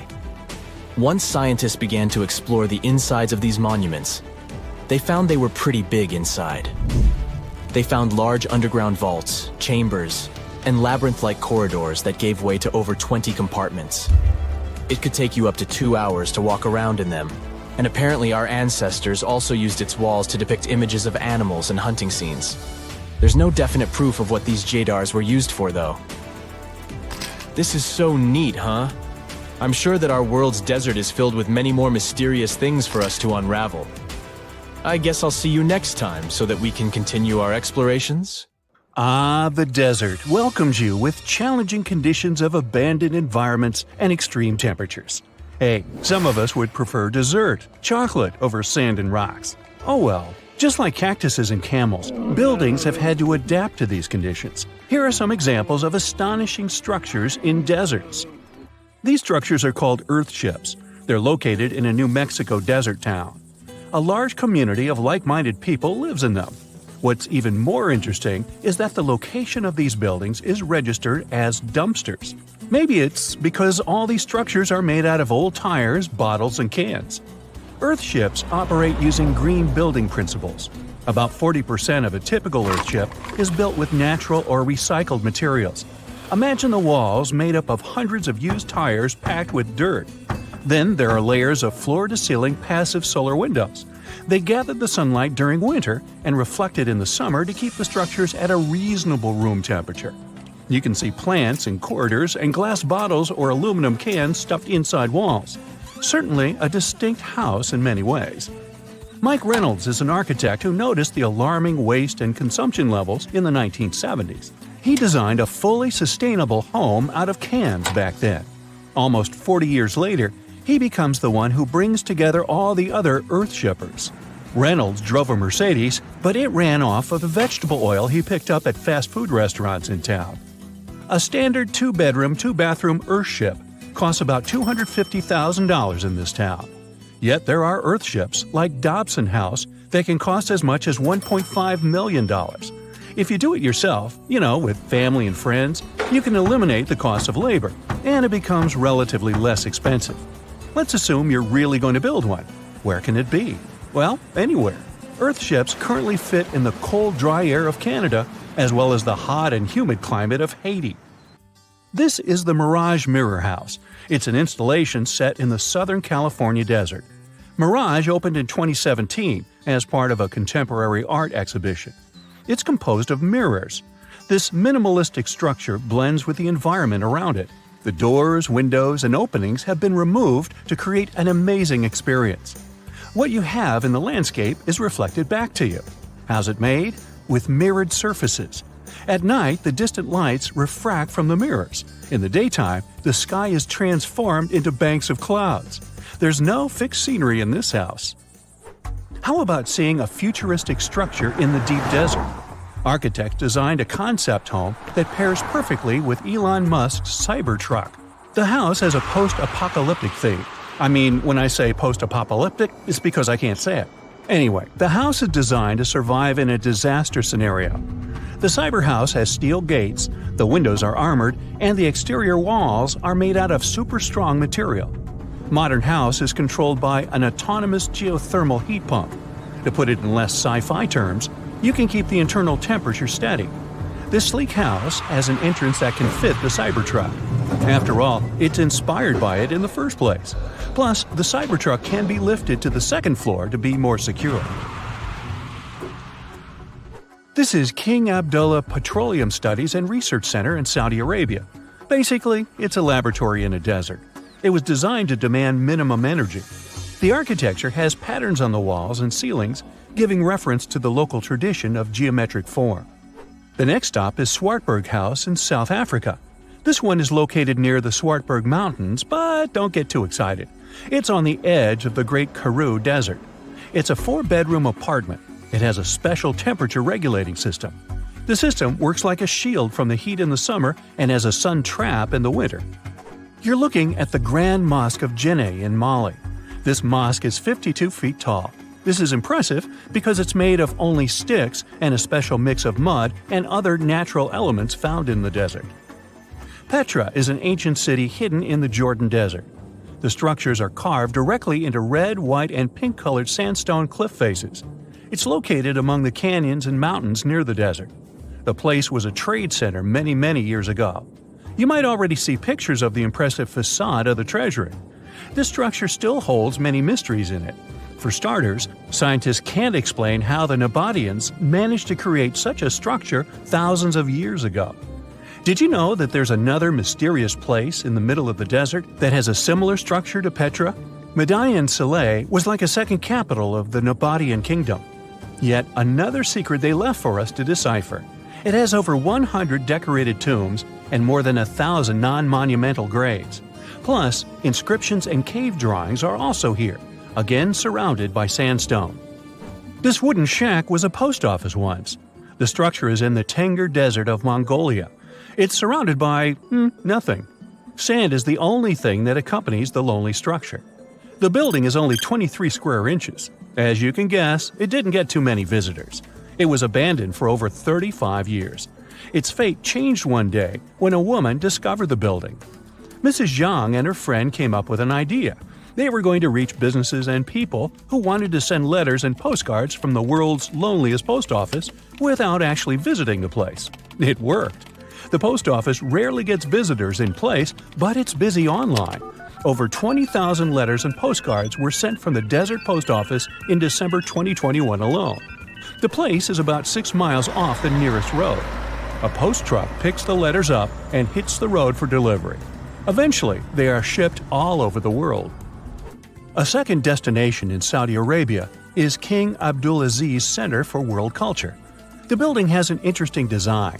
It took nearly a decade to build this complex structure. It's a 321-foot-tall tower which stands out with its look. Stone Matters Pavilion is a stone structure in Palestine. The structure spans a surface area of 93 square inches. It has been built entirely out of 300 interlocking stones that mutually support each other. The concave roofs, and yes, they look like giant bowls, are designed that way to collect rainwater. The structure is in Iran. Interestingly, in Iran, the evaporation rate is 3 times faster than the world average, so this bowl-like design comes in very handy. It captures the water in a way that the water can form a single mass as a whole before it evaporates. The outer shell of the roof system collects rainwater, but it also works as an additional shading.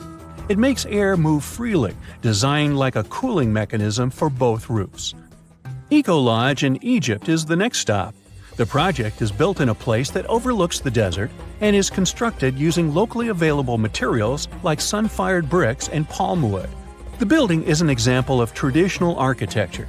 There's a water basin that lets in the air to keep the interior cool.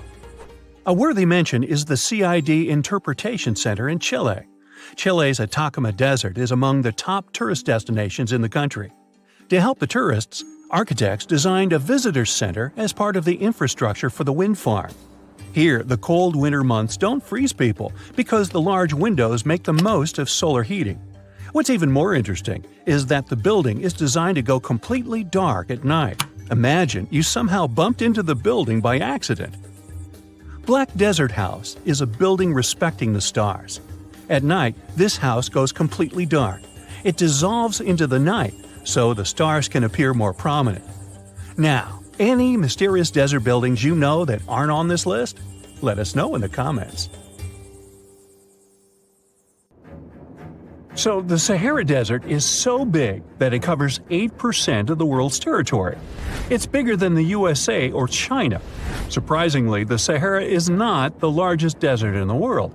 It is the third largest, behind Antarctica and the Arctic. But it is definitely the hottest one. Temperatures there reach 136 degrees Fahrenheit. This place has some of the most incredible sand dunes you've ever seen, towering up to 1,476 feet. But here's the kicker. There's a real risk that these dunes might continue to spread until they cover the entire world. Surprisingly, the influence of the Sahara Desert extends far beyond its borders. Its dust, carried by powerful winds, makes its way to the UK and across the European continent, particularly in winter. This dust settling on the ground where it rains is a familiar sight to those in the UK, often leaving a red residue on cars. This connection between the Sahara, England, and Europe serves as a stark reminder of the global reach of environmental phenomena. You might think this is not a big deal, but it could turn Europe into a desert, leaving its soil infertile and Europeans with no food. Soil is a fundamental aspect of human existence, just as crucial as clean water and air. Without it, we're left with nothing but a bleak and barren landscape. The Sahara Desert has already made its jump across the Mediterranean Sea, which is concerning and could change the landscape forever. 1/5 of Spain has already turned into a desert. The next victim is Italy, which also faces the problem of desertification. In fact, almost all European countries have the same issue. According to an expert, the land that has not changed for nearly 2,000 years will become mostly rock, and people living on this land will be gone. 60% of the soil in Moldova is gone, and the problem has expanded beyond the Black Sea. It has reached China and Mongolia, thousands of miles away from the Sahara Desert. All of this causes losses of $4 billion a year. The threat is so significant that even the UN has gathered the necessary resources to solve the problem as soon as possible. Italy is sending help to Africa to stop the Sahara Desert from expanding. If this process does not stop in the next 10 years, millions will be forced to leave their homes. The Sahara Desert is growing for approximately 30 miles per decade. You do the math and see how long it will take to cover Europe. Since 1920, the Sahara has expanded by around 10%. But not all hope is lost because more than 172 countries have joined to put a stop to the desertification of the world. The World Food Program is a project that aims to help bring back green land that was once present in the Sahara. When they told people who called the Sahara home what they were about to do, the latter basically laughed in their faces and said it was impossible. But when you have a specific goal in mind, the impossible becomes possible. If we traveled back around 5,000 years into the past, we would see a beautiful forest with lush green trees and grass. Africa's climate has been changing for 21,000 years, from fantastic greenery to uninhabitable deserts. This has to do with Earth's rotation and the monsoons that bring water to this dry continent. But with the help of scientists and some clever tricks, we can bring the greenery back and stop the Sahara in its tracks. The Senegal River serves as a border between the Sahara Desert, Senegal City, and Mauritania. When you look at this area from space, you'll see how the desert is expanding to Senegal because the vegetation along the riverbank is almost non-existent. Forests can serve as a barrier, stopping the sand from getting blown away and the desert from expanding. An effort to create a great green wall is being made, and how they do it is actually quite impressive. Nothing has been growing in the currently restored area for more than 40 years, making locals find other places to call home. People were thrilled when they saw that the land could be restored. They're very committed and learn to work with the soil and grow food. At the same moment, more than 30,000 hectares have been restored and transformed into lush greenery. The Sahel region is the starting point of desertification, and it is crucial to establish a green wall in that area first. To make this wall is not rocket science, since it only takes a few simple steps. The ground there is baked by the sun and as hard as a block of concrete. If you've ever poured water on concrete, you know that it just flows away. It doesn't stay in one place. So they had to create water-retaining half-moons that would hold the water and make it available to plants. When you learn about how these half-moons work, you might say, how did they not think of that sooner? Actually, this technique is ancient, and it was once implemented in Sahel, but it was lost over time. When the rain falls, the water is collected into the half-moons that are positioned a bit lower than the ground below contour lines. There is also a kind of bank at the end of the shape that prevents water from overflowing. And in the middle, there are plants that are happy because they have plenty of water to thrive. Also, it's essential to grow native plants that are kind of used to harsh conditions, like sorghum and millet. These plants have been surviving there for thousands of years and produce a good amount of biomass, which means the land can be rehabilitated faster and people will have food sooner. The water that will enter the half-moons won't be lost. It will penetrate the ground and top off underground waters. This will ensure the ground that H2O will never run out and that future generations will have usable aqua. This brilliant planting technique is not limited to half-moons. People also create lines and plant various vegetables, such as tomatoes. Next, there are places only for trees, like lemons or oranges. After a long hot day, nothing is better than a freshly made cold lemonade. The trees will also protect the soil, and with some luck, there will be a new forest in the Sahara Desert. The goal is to copy the forest dynamic. Start with small plants and gradually expand to bigger plants that are more useful than the tiny ones. They are aiming to plant more than 10,000 trees. Right now, many people are leaving the Sahara after the rainy season, going to cities or leaving Africa altogether. At this time of year, villages are like ghost towns. Only animals can be found there. Most people are gone. I mean, who would blame them? Nobody wants to live in the sand where nothing grows. Luckily, with all this new, old technology being developed, many people are slowly but surely returning to their land and starting to work in agriculture. The best thing is that there are no brutal winters, so plants grow 12 months a year, and people can always have food. People are becoming more social because now everybody stays in their villages and doesn't travel much. If this project works out, Africa will be saved, and the world won't turn into a giant desert. Have you heard of Göbekli Tepe? It's an ancient site in Turkey that literally made historians rewrite history books.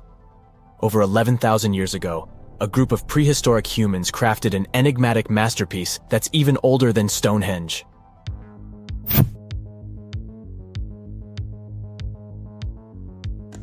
Before its discovery, archaeologists believed that people didn't know about iron and weren't good at making pottery. They were sure that settled life only emerged with the need for agriculture. But Göbekli Tepe changed this belief.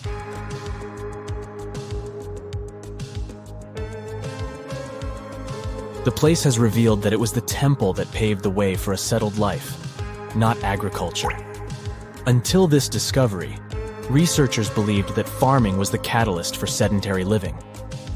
Meet Professor Schmidt, the guy whose findings changed this theory.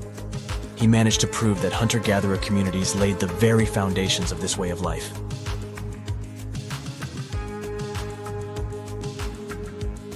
Back in the 1960s, other archaeologists visited the area, but they totally missed the mark. While surveying the region, they stumbled upon a hill with scattered limestone slabs and concluded it was just an old burial ground from medieval times. Little did they know that there was so much more to uncover.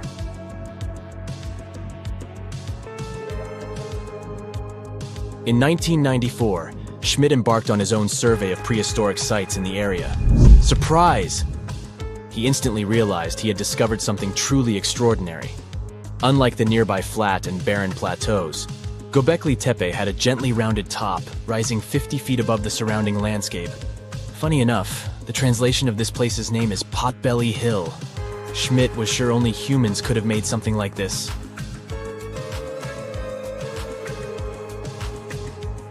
Those broken limestone pieces that were mistaken for gravestones turned out to be way more exciting.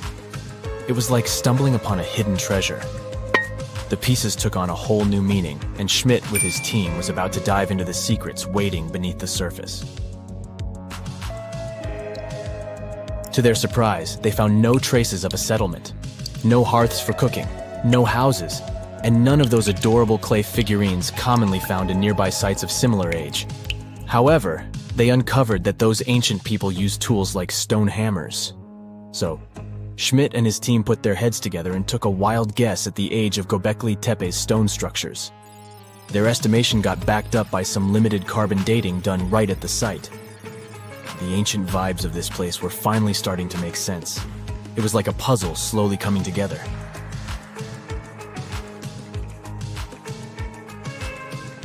You may think that back then, people didn't have special tools to create something as cool as Göbekli Tepe.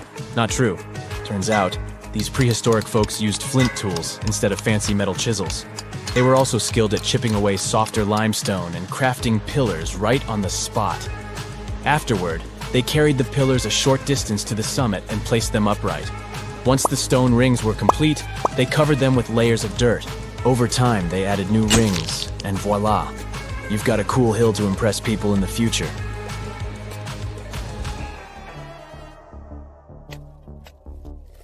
During their first year of excavation, the team went through 15,000 pieces of animal bones from wild creatures. These people didn't have pet animals or grow their own food. They hunted wild animals for their meals. But things were about to change, because the place had everything they needed to start farming. Scientists say they had wild sheep and wild grains that could be domesticated. And guess what? Just 20 miles away, geneticists found evidence of the world's oldest domesticated strains of wheat at a prehistoric village.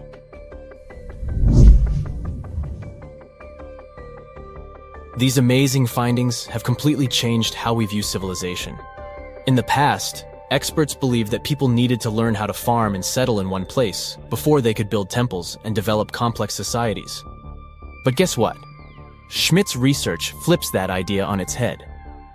He claims that the incredible effort put into constructing these astonishing structures actually set the stage for the development of advanced societies. It means that societal and cultural changes happened before agriculture.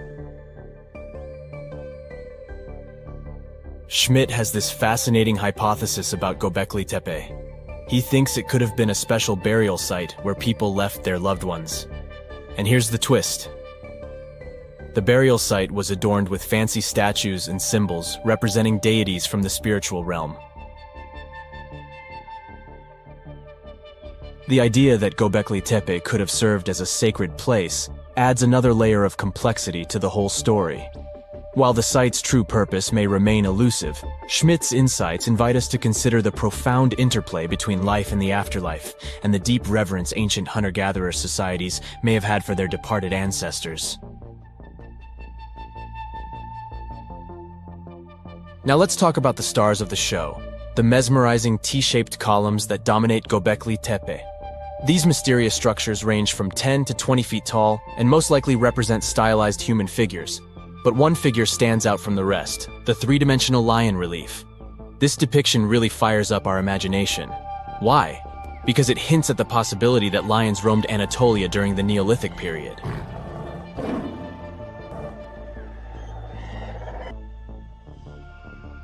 These standing stones are arranged in circles and placed in rectangular pits.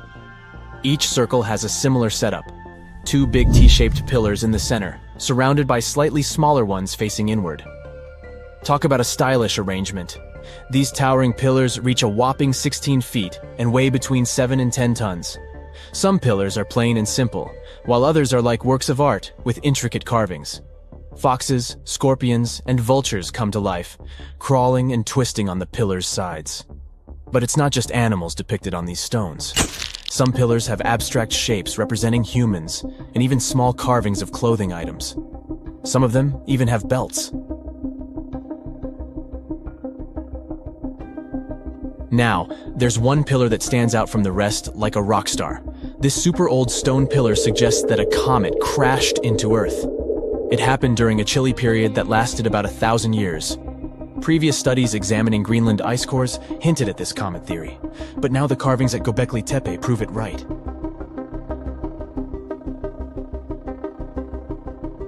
The carvings on the pillars are like a historical comic strip. They even show a headless human figure. Researchers fed the images into a computer and discovered their connections to constellations, indicating that this temple might have been an ancient observatory. It's like our ancestors were trying to document this cataclysmic event in their own unique way.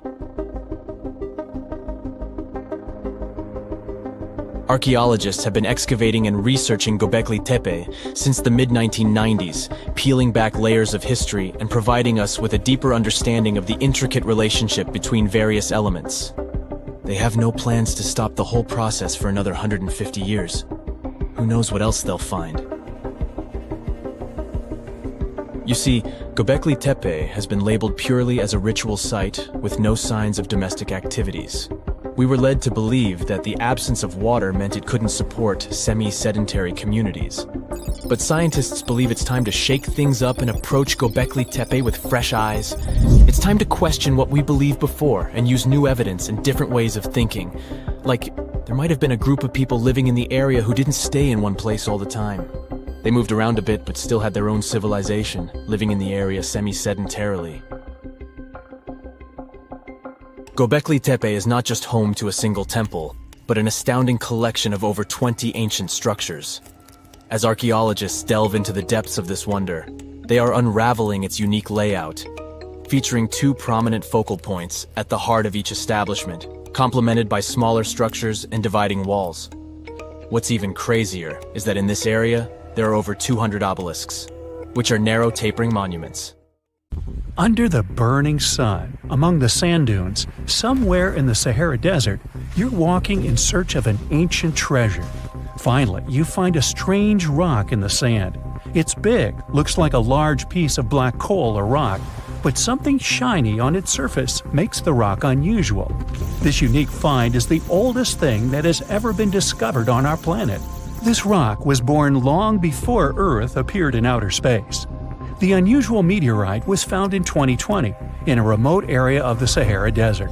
Scientists have analyzed the isotopes of magnesium and aluminum on the stone's surface and found that its age is about 4.5 billion years.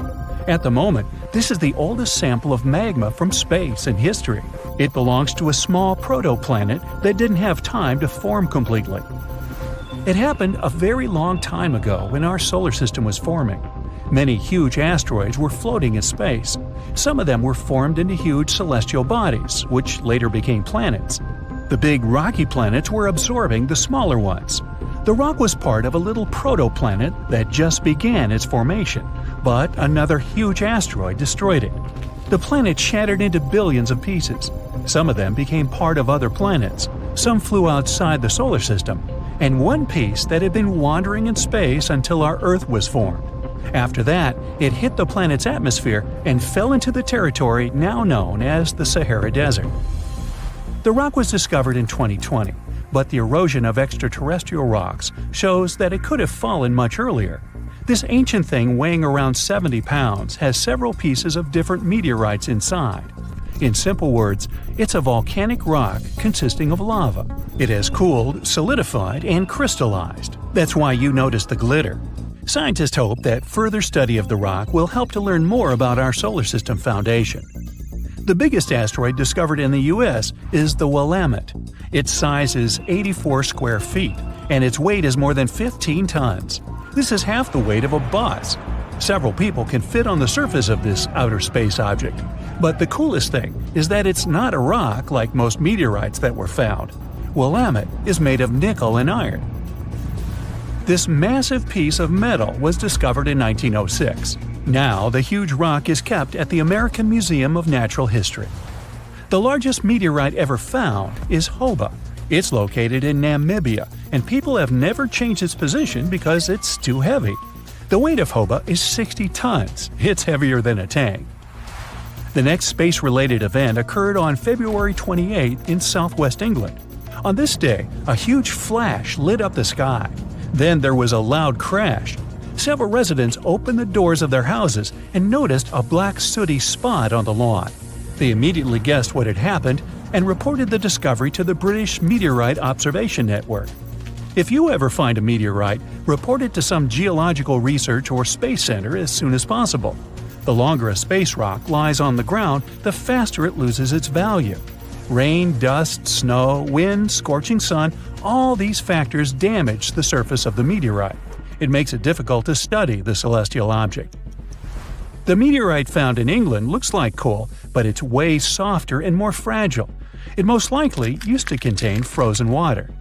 The rock is part of a huge asteroid that plowed through outer space when our solar system hadn't fully formed yet. They found a unique combination of minerals inside the rock. It can help scientists learn more about the origins of the solar system and life on Earth. Now we're heading to Germany, to the small town of Nördlingen. A huge ancient meteorite's hidden here. It's very difficult to notice it unless you know the secret of this town. You're walking along the cozy little streets and looking at the buildings with beautiful architecture. You spend the whole day there and don't find anything that reminds you of a meteorite. To solve the mystery, you need to get out of town. So you climb a high hill and see that the city is located inside a pit. For a long time, locals were sure the house was located in the crater of an extinct volcano. If you look at the houses from a certain angle, you may notice an unusual shining coming from them. In the middle of the 20th century, a group of geologists came here and immediately declared that the crater doesn't look like a volcanic one. The town was built on a huge crater left by a meteorite. The huge celestial body fell here about 15 million years ago. It was so hot that the carbon bubbles inside instantly turned into small diamonds. When people were building this city, they didn't know they were using expensive stones, since the diamonds were hardly visible. The locals never attached importance to the fact that the city walls shine unusually in the sun.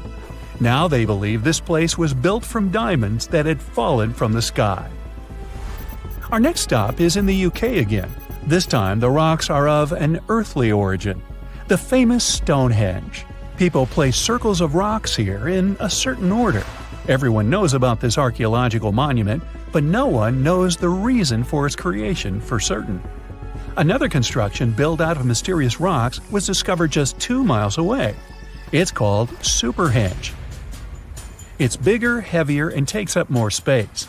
Each plate here is 15 feet, which is about the height of 2 floors. Once, the stone stood vertically and formed a huge semicircle. But someone pushed the stones over about 4,500 years ago. It was a college prank. No, not really. That's why they couldn't be detected for a long time. Scientists still can't solve the mystery of Superhenge, but they believe the standing vertical stones were part of some huge monument. Some other amazing rocks are located in the south of Costa Rica. There are big ones, the size of a human, and there are smaller ones, the size of bowling balls. And they all have a perfectly round shape. These giant rocky spheres were created by people. It must have taken years of polishing using stone tools to get the perfect round shape. These balls are incredibly heavy, but can easily roll like a basketball. All the rocks are of a different age. Some of them were created about 2,500 years ago. Most of them are made of molten volcanic magma. Until now, scientists don't know for what purpose these stones were used. They were found in different parts of Costa Rica, near big cities. It's possible that ancient civilizations installed them specifically to show the greatness of local kings. Also, many experts believe the rocks were used as a tool for studying astronomy. The people who knew their purpose of the rocks had disappeared, and the history of the stones was lost along with them. Let's finish our journey with the coolest archaeological find. You're walking through the desert of Peru and climbing a low hill. You look down and notice the surface of the hill is covered with strange lines. You walk far away and see a huge cat on the hill. Such a drawing is called a geoglyph. Its length is around 120 feet, which is about half the size of a Boeing commercial jet. Archaeologists discovered the giant cat in 2020 and found out that it had been created somewhere between 200 and 100 BCE.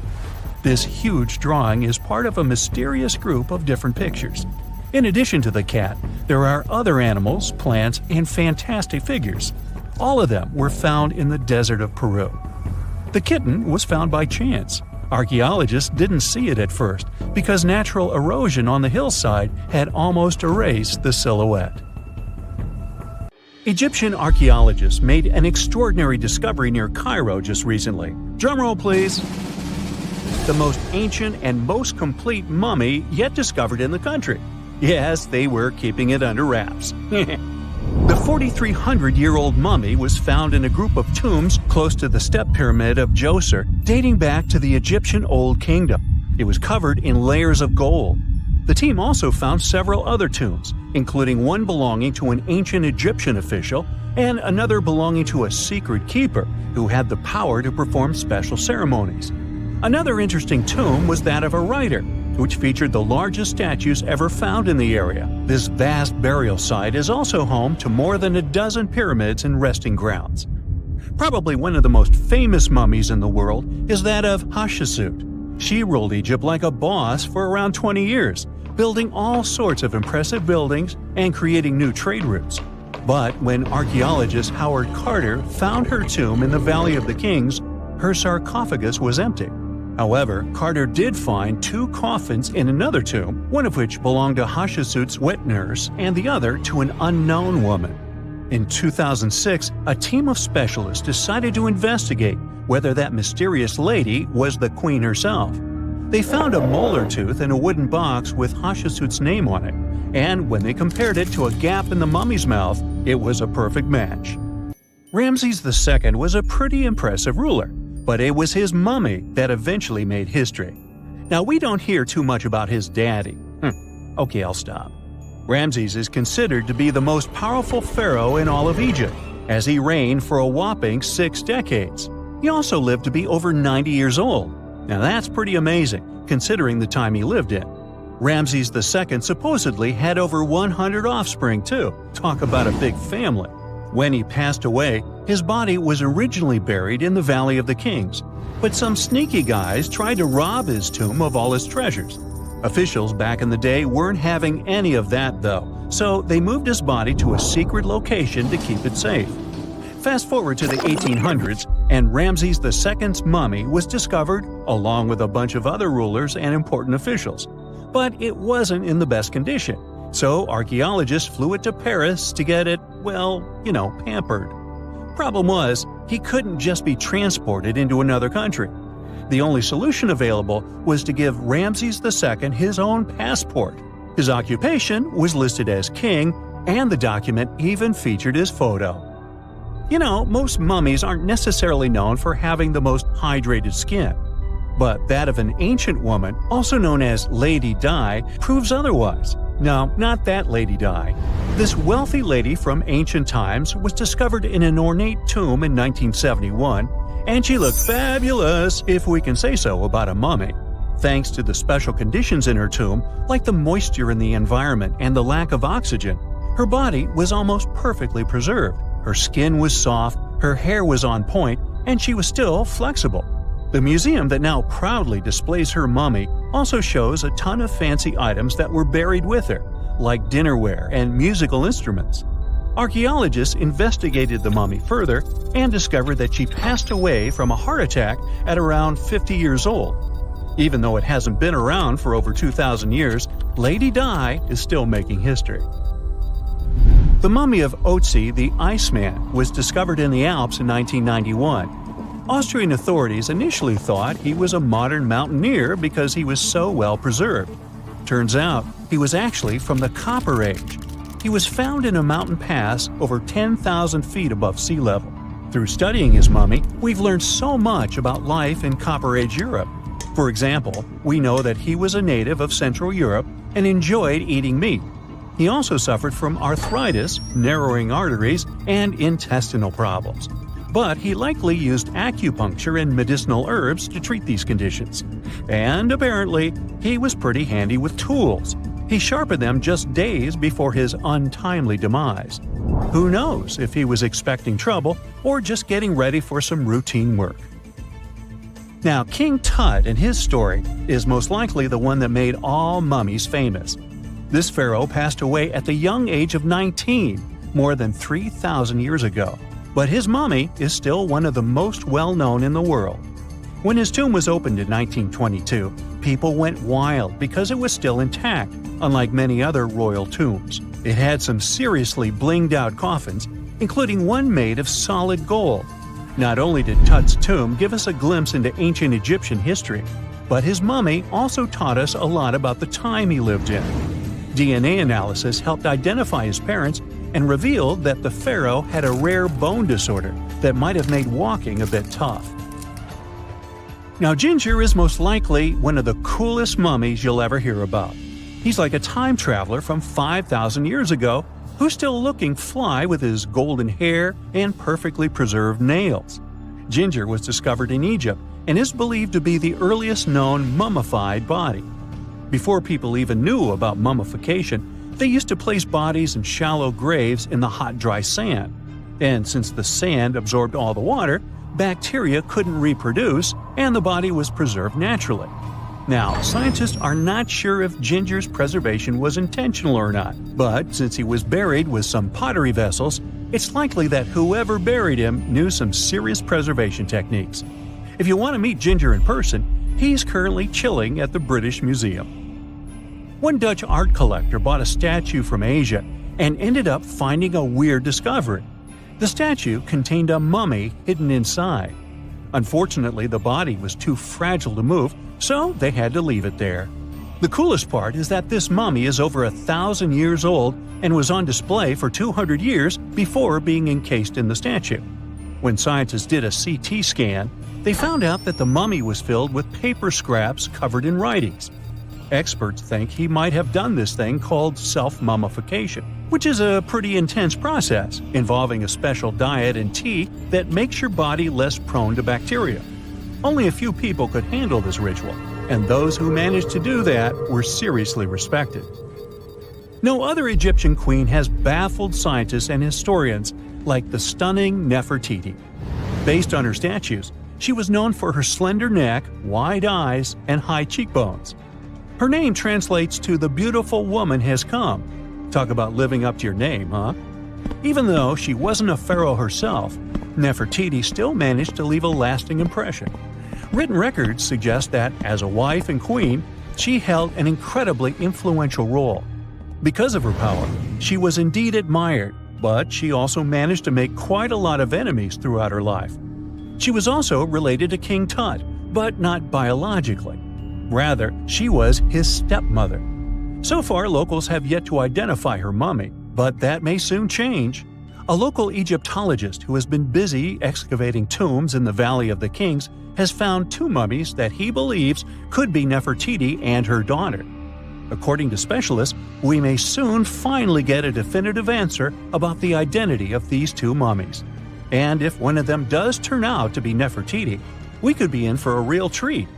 DNA analysis and CT scans of the mummy could give us the most complete and accurate image of the queen that we've ever seen.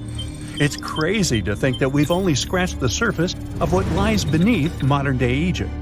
Nefertiti ruled during a time of great power and prosperity in Egypt, but unfortunately passed away in a period of social turmoil, leading to her gravesite being lost. Now, where's my mummy? Archaeologists have been studying Petra in Jordan for 200 years, and in 2024, they found something they had never seen before. It's a tomb with at least 12 complete human skeletons and artifacts that are over 2,000 years old right in front of the treasury. Bronze, iron, and ceramic items were placed with the deceased, which shows how people honored their loved ones when they passed away. It's a rare chance for scientists to learn more about the Nabateans, an ancient group of Arabian nomads who built Petra. The objects found in the tomb under Petra's treasury are in amazing condition, but the skeletons became fragile because it's damp inside the tomb. They plan to study the remains and extract DNA to see if the people in the tomb were related. While some scientists are solving tomb mysteries, others have trained AI to find new ancient sites for them. They've created an algorithm that works with a special type of satellite imagery. This technique uses radio waves that can peek under things like sand, soil, and even ice to find hidden objects. AI will help search a huge desert on the Arabian Peninsula called the Empty Quarter for archaeological treasures. The lead scientists of the experiment trained the algorithm to recognize hidden locations using data from a site they had found before. The new tech can discover buried structures within 20 inches, which is very precise. Another groundbreaking tech, LiDAR, which means light detection and ranging, helped archaeologists reveal new hidden cities all around the world. LiDAR can see big structures beneath layers of vegetation and map even subtle changes in ancient landscapes. They use it to scan large areas from a small plane flying over places that aren't so easy to study from the ground, like dense jungle.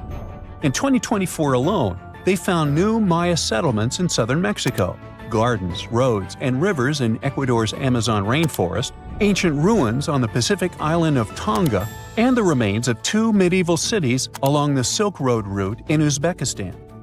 Maybe some smart technology can also explain what Marge Simpson is doing on Earth in an ancient Egyptian tomb from 3,000 years ago. The drawing, featuring a woman with yellow-colored skin, a blue crown, and a green outfit, is alarmingly like the famous cartoon character. If you don't see a resemblance here, I hope you'll at least enjoy an amazingly well-preserved necklace with amethyst and agate beads. It's from another recent find from Egypt, an ancient tomb with 11 sealed burials near Luxor. Archaeologists also found 2 copper mirrors, one with a lotus-shaped handle and the second with a unique design of the deity of the sky, women, fertility, and love in ancient Egypt. The hair of the figurine was originally made from almost 4,000 mud beads. Another awesome find from 2024 is an ancient Greek shrine with intact burials, a sarcophagus, and plenty of gold inside.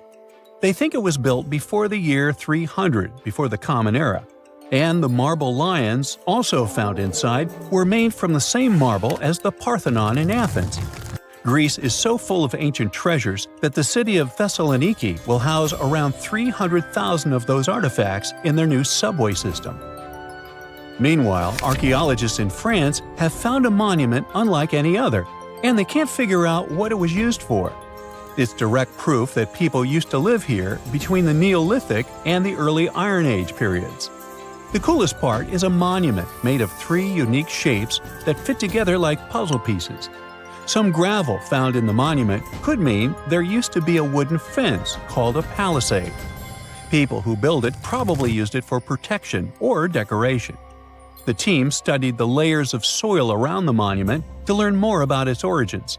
The only tools found so far were sharp flint stones, not the cartoon characters, which were used during the Neolithic period. The next step will be radiocarbon dating to figure out exactly how old the site is. Now, the oldest saddle ever found so far was found in the grave of a woman near the edge of the Taklamakan Desert in northwest China. This saddle is the oldest ever discovered. It was crafted from pieces of leather that were sewn together and stuffed with straw and animal hair to make it soft. Now, normally, things made from natural materials like this don't last very long because they rot or fall apart. But the Taklamakan Desert is so dry that it helped preserve the artifact. The herdswoman who used the saddle was buried in her full riding attire, so this proves that not only men used saddles and took part in herding and traveling. Now let's shift to Guatemala, where an ornate jade mask made by the ancient Maya people was waiting for centuries to be discovered. Scientists use radiocarbon dating to figure out the age of the mask. They believe the mask may represent a Maya storm deity, a powerful figure in their mythology. These kinds of masks were often made to honor Maya royalty, and they were placed in the tombs of kings and queens when they were buried. The king's tomb was also decorated with carvings made using tools crafted from volcanic obsidian. After 15 years of searching, scientists may have finally figured out where the altar stone of Stonehenge comes from. They compared the tiny minerals inside the altar stone with rocks from many places in Wales and England and ruled out lots of spots. Then they found the perfect match with a place in Scotland, more than 466 miles away from Stonehenge. This area might even be Orkney, a group of islands in the far northeast of Scotland where a lot was going on during the Neolithic period. The big question now is how ancient people moved such a massive stone so far. The altar stone is over 16 feet long and weighs more than 6 tons. The new theory is that they might have used boats to carry it across the coastline and rivers. Once it was close to Stonehenge, they theoretically dragged it across the land using wooden sleds, ropes, and a lot of teamwork. Meanwhile, in the north of France, an ancient home popped to the surface during the construction of a new house. It turned out to be a luxury urban house for the elite from the 2nd century of the Common Era. The inside of the house was destroyed by a fire, but under the destroyed layer, there are beautiful, real-size fresco paintings. Turkish archaeologists unearthed the arm and foot bones of elephants that lived around 9 million years ago. They also found fossils of early horses, giraffes, and even saber-toothed cats. They've already identified 43 distinct types of animals from this site and collected more than 4,000 fossils. One more cool find from Turkey is a 64,000-year-old workshop inside Incasia Cave. It looks like people used it for 24,000 years non-stop. There are some tools inside, like flakes and blades, which were made inside the workshop. In eastern Turkey, a farmer accidentally found a 1,000-square-foot mosaic from the late Roman or early Byzantine period just beneath the dirt.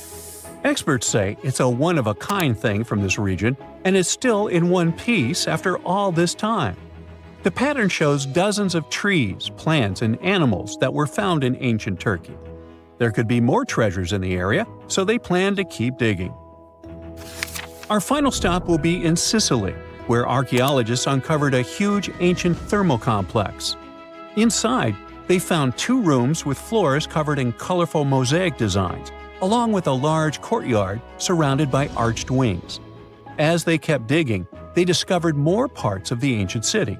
They found new roads and the remains of a huge complex, along with stretches of old stone walls that were part of the city's fortifications. These discoveries are helping scientists imagine what the city might have looked like during ancient times. No one knows for sure whether the bathhouse was built by the Greeks or the Romans, since both civilizations lived in Sicily long ago. When you think of an epic desert scene with blazing sun, endless dunes, and those magical little oases, you probably picture the legendary Sahara, right? But what if I tell you that 11,000 years ago, this vast expanse of hot sand looked totally different than it does today? Yeah, I don't know, I wasn't around then. But I'm told that back then, what we now call a desert was a lush paradise, brimming with lakes, rivers, grassy plains, and even woodsy forests. So, where did all this water go? There are many stories about the distant past of our planet when deserts were covered with jungles and forests, and then something happened, like changing climates or colossal earthquakes, and it all turned green lands into dunes. But how about a theory that Sahara became a desert because of humans and goats? The Sahara has seen its fair share of wet and dry drama throughout the ages, mostly thanks to little shifts in Earth's orbital tilt, causing variations in how much solar radiation hits the atmosphere. There were even times called the African humid periods, when the rain would pour in and transform the dry landscape into a bright green haven. But between 8,000 and 4,500 years ago, Something really funky happened to this region. Certain areas went from humid to dry, way too fast to explain it by just orbital changes. In the blink of an eye, the lush Sahara turned into the Sahara we know today. Now, if you ask scientists why it happened, they will tell you, "Oh, it's just poor parameterization of the data." Bet you didn't get it, did you? What? Well, right, let me translate it from scientific to common human. It means they really don't know the answer themselves, and they got a bunch of missing puzzle pieces. But as scientists sifted through ancient dirt and pollen samples, they spotted a quirky trend. Wherever there were pastoralists, also known as humans with their domesticated animals, the plant life seemed to shift. It was as if every time humans and their furry friends meandered through the greenery, they turned it into scrub and desert right behind them. Oops. Yep, chances are that by overgrazing, humans were sapping moisture out of the atmosphere, since plants give off moisture, which helps make clouds and making things even sunnier, leading to a quicker end of the humid vibes. Plus, our ancestors may have been getting a little too cozy with fire for land management, further speeding up the desert takeover. Anyway, scientists are sure that this lush Sahara would have turned back into desert eventually, even if humans hadn't shown up, thanks to Earth's natural rhythms. So there's no need to pin this abrupt change solely on humans. It could simply be about nature getting feedback from vegetation and dust cycles.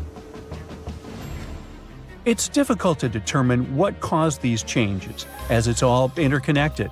During the last humid period, the Sahara was filled with hunter-gatherers. As things got a little drier, they started herding animals for food. The weather pushed people to herd cattle. It's also possible that grazing sped up the landscape degradation. So, which came first, the chicken or the egg? Or in this case, the human or the cow? It's tough to tell with the evidence we have now. Now today, it's safe to say that water is no longer that big of a problem in the Sahara, even though it's a huge desert and the times of lush forests there are long gone. But technology's got us covered. For example, the Nubian Sandstone Aquifer System, the biggest underground water stash on the planet. It's nestled beneath the Sahara Desert's eastern edge and stretches across 4 northeastern African countries – Sudan, Chad, Libya, and Egypt, covering a whopping 770,000 square miles and holding around 36,000 square miles of groundwater. Just look at the pipes transported when it was being built. It's the world's largest irrigation project. No wonder it's feasible to thrive in the Sahara today. But imagine thriving in the Sahara Desert with just one water source. Sounds like a tough gig, right? But the ancient Garamantes did just that, surviving and even thriving for nearly 1,000 years without monsoons or rivers flowing to their desert paradise. These clever folks were the trendsetters of urban life in the sands, and even the Romans couldn't help but notice their genius. While many thought they were just desert-dwelling savages, the Garamantes were busy building an empire in one of the toughest climates on Earth. But how did they do that? Well, they got crafty and dug a whole bunch of underground tunnels to tap into a massive sandstone aquifer. They were literally squeezing every drop of life from under the dunes. But recently, research showed that the Garamantes weren't just hardworking, they were pretty lucky too. The Garamantes had an underground aquifer that brought water up to a hill where they built over 500 fogaras, which are irrigation systems, some stretching as long as 2.5 miles.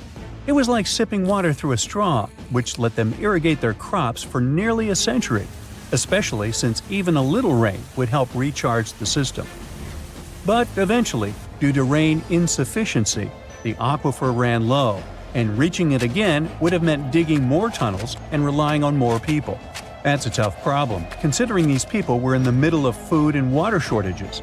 Guess I don't need to tell you what happened to the Garamantes, do I? The fall of the Garamentian culture might be linked to several factors. It may have been due to climate changes, or they may have simply used their water resources too much. Back in the day, the Sahara Desert was actually fertile agricultural land, thanks in part to the cool irrigation system the Garamentians created. But since fossil water isn't something you can replenish over time, the groundwater levels dropped pretty low. This likely played a big role in the kingdom's decline by the late 7th century CE.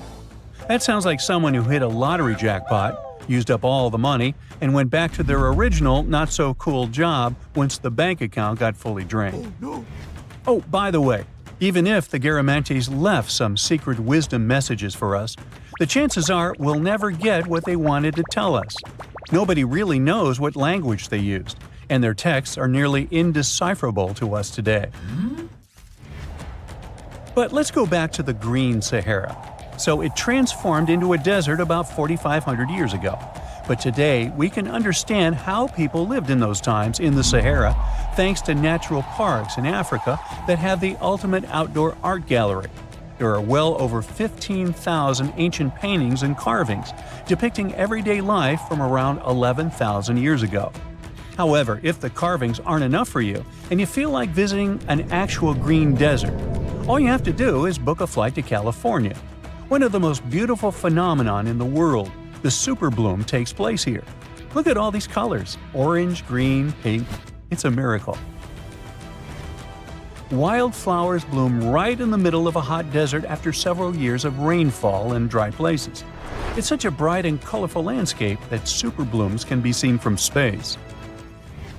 This rare phenomenon can be observed in other arid places and deserts in western and southern Africa, Western Australia, and Chile. In all these places, the weather is very hot and dry in summer. Mild humid air comes in winter, and this is the ideal environment for mass flowering. Flower seeds that lie in desert sands can wait for decades before starting to produce flowers. When the hot sun destroys all the weeds and grass, and the rainfall becomes enough to moisten the soil, the seeds are kind of like, well, okay, now it's our turn to play a big game. And then hundreds of thousands of tourists come to take photos and post these beautiful pictures on social media. And this, unfortunately, is one of the main dangers for flowers. Therefore, if you find yourself in a place like this, don't pick the flowers and don't trample on them. Stay on the path, don't litter. Take only pictures and leave only footprints. You get it? Good. You're flying over the Sahara Desert in a small, light aircraft when you spot something truly weird. It seems to belong to a very different part of the world, the ocean. But what ocean can be huge enough for this monstrous sea star to dwell there? You descend and realize that it's not a sea star. It's a towering dune with a pretty unique shape, and it's not alone. From afar, these magnificent sand structures look a bit like pyramids.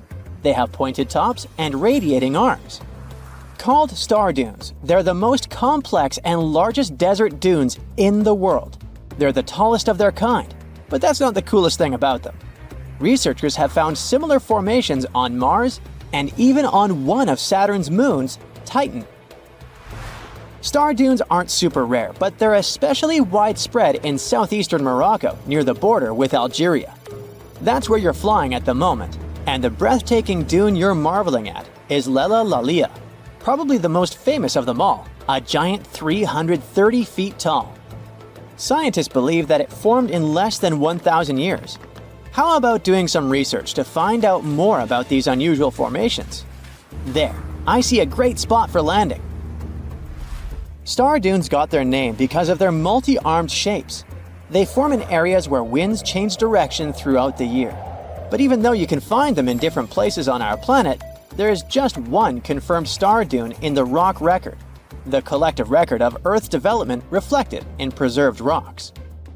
The star dune in question is in Scotland, and it's ancient, from about 250 million years ago. That's all we know about super old star dunes. Probably because we don't know what to look for to identify one.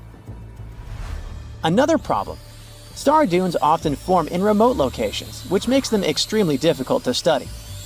Imagine reaching the nearest settlement, then somehow traveling who knows how many miles to the dune itself, and then slogging up several hundred feet of shifting sand.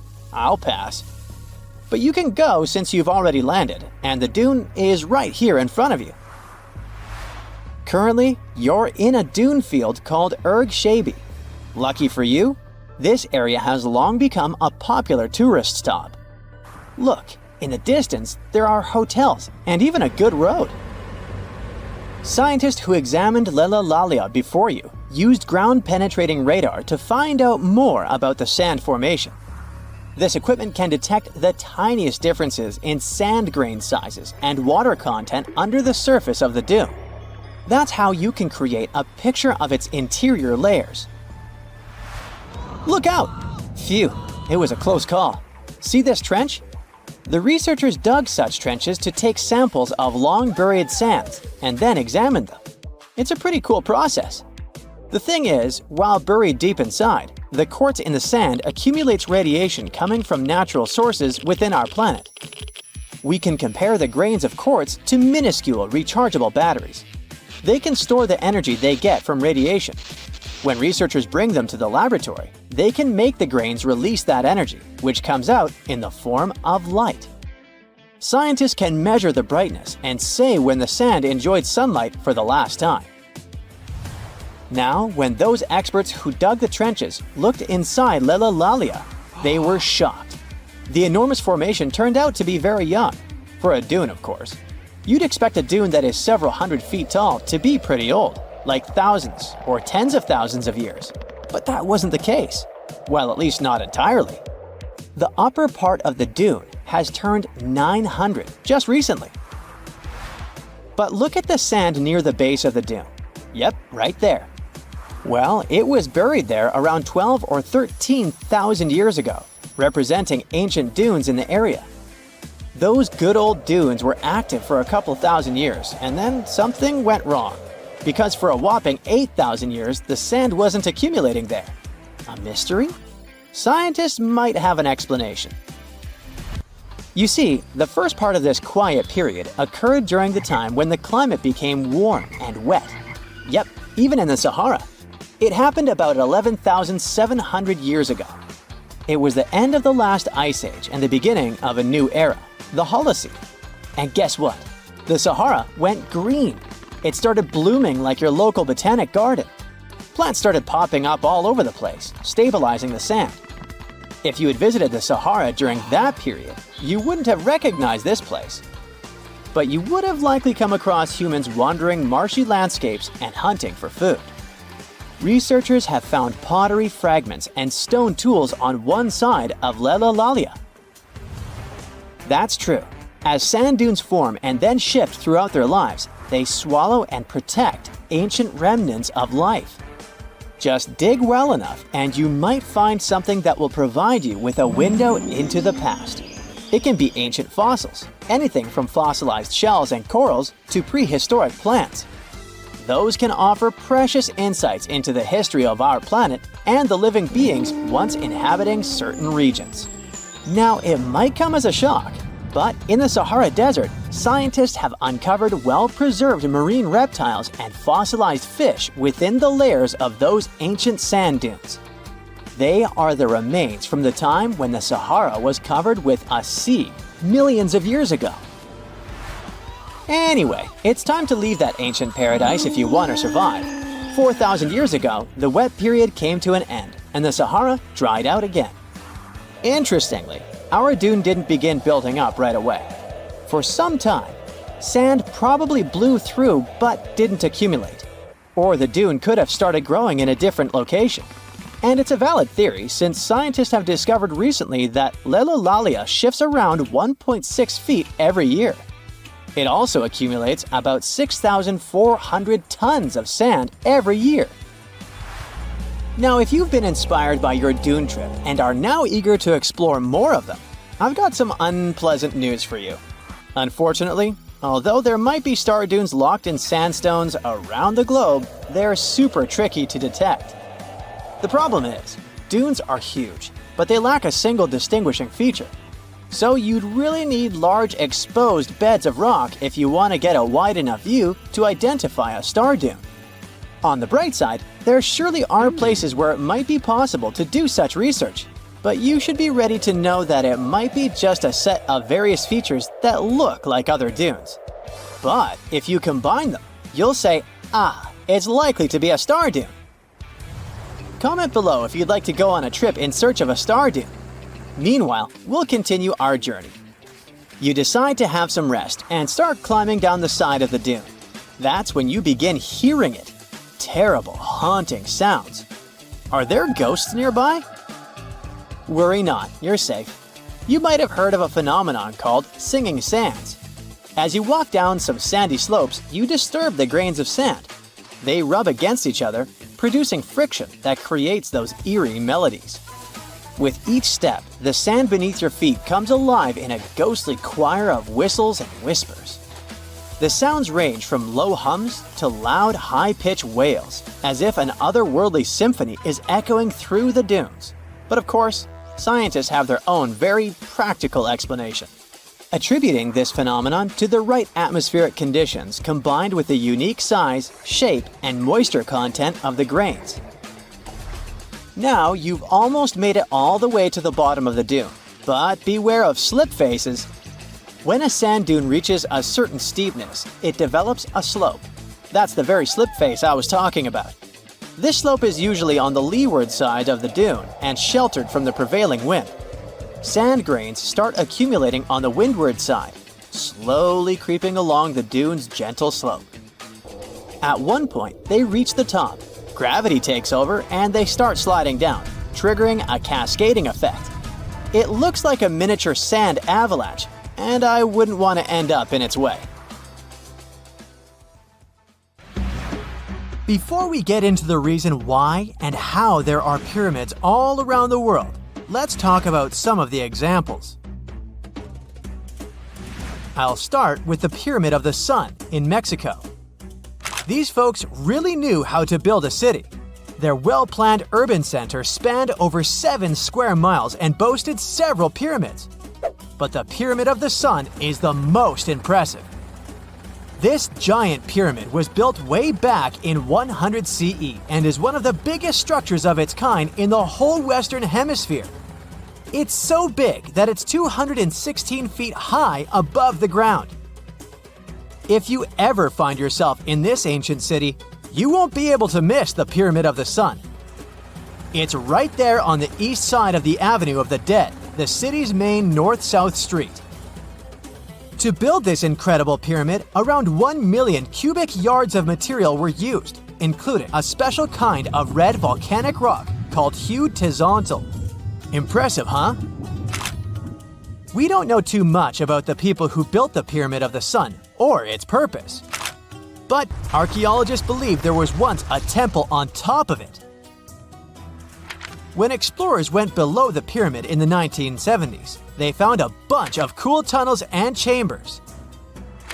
In 2011, they even found a secret stash of clay pots, obsidian pieces, animal bones, human figurines, and a mask. Who knows what other secrets the pyramid is hiding?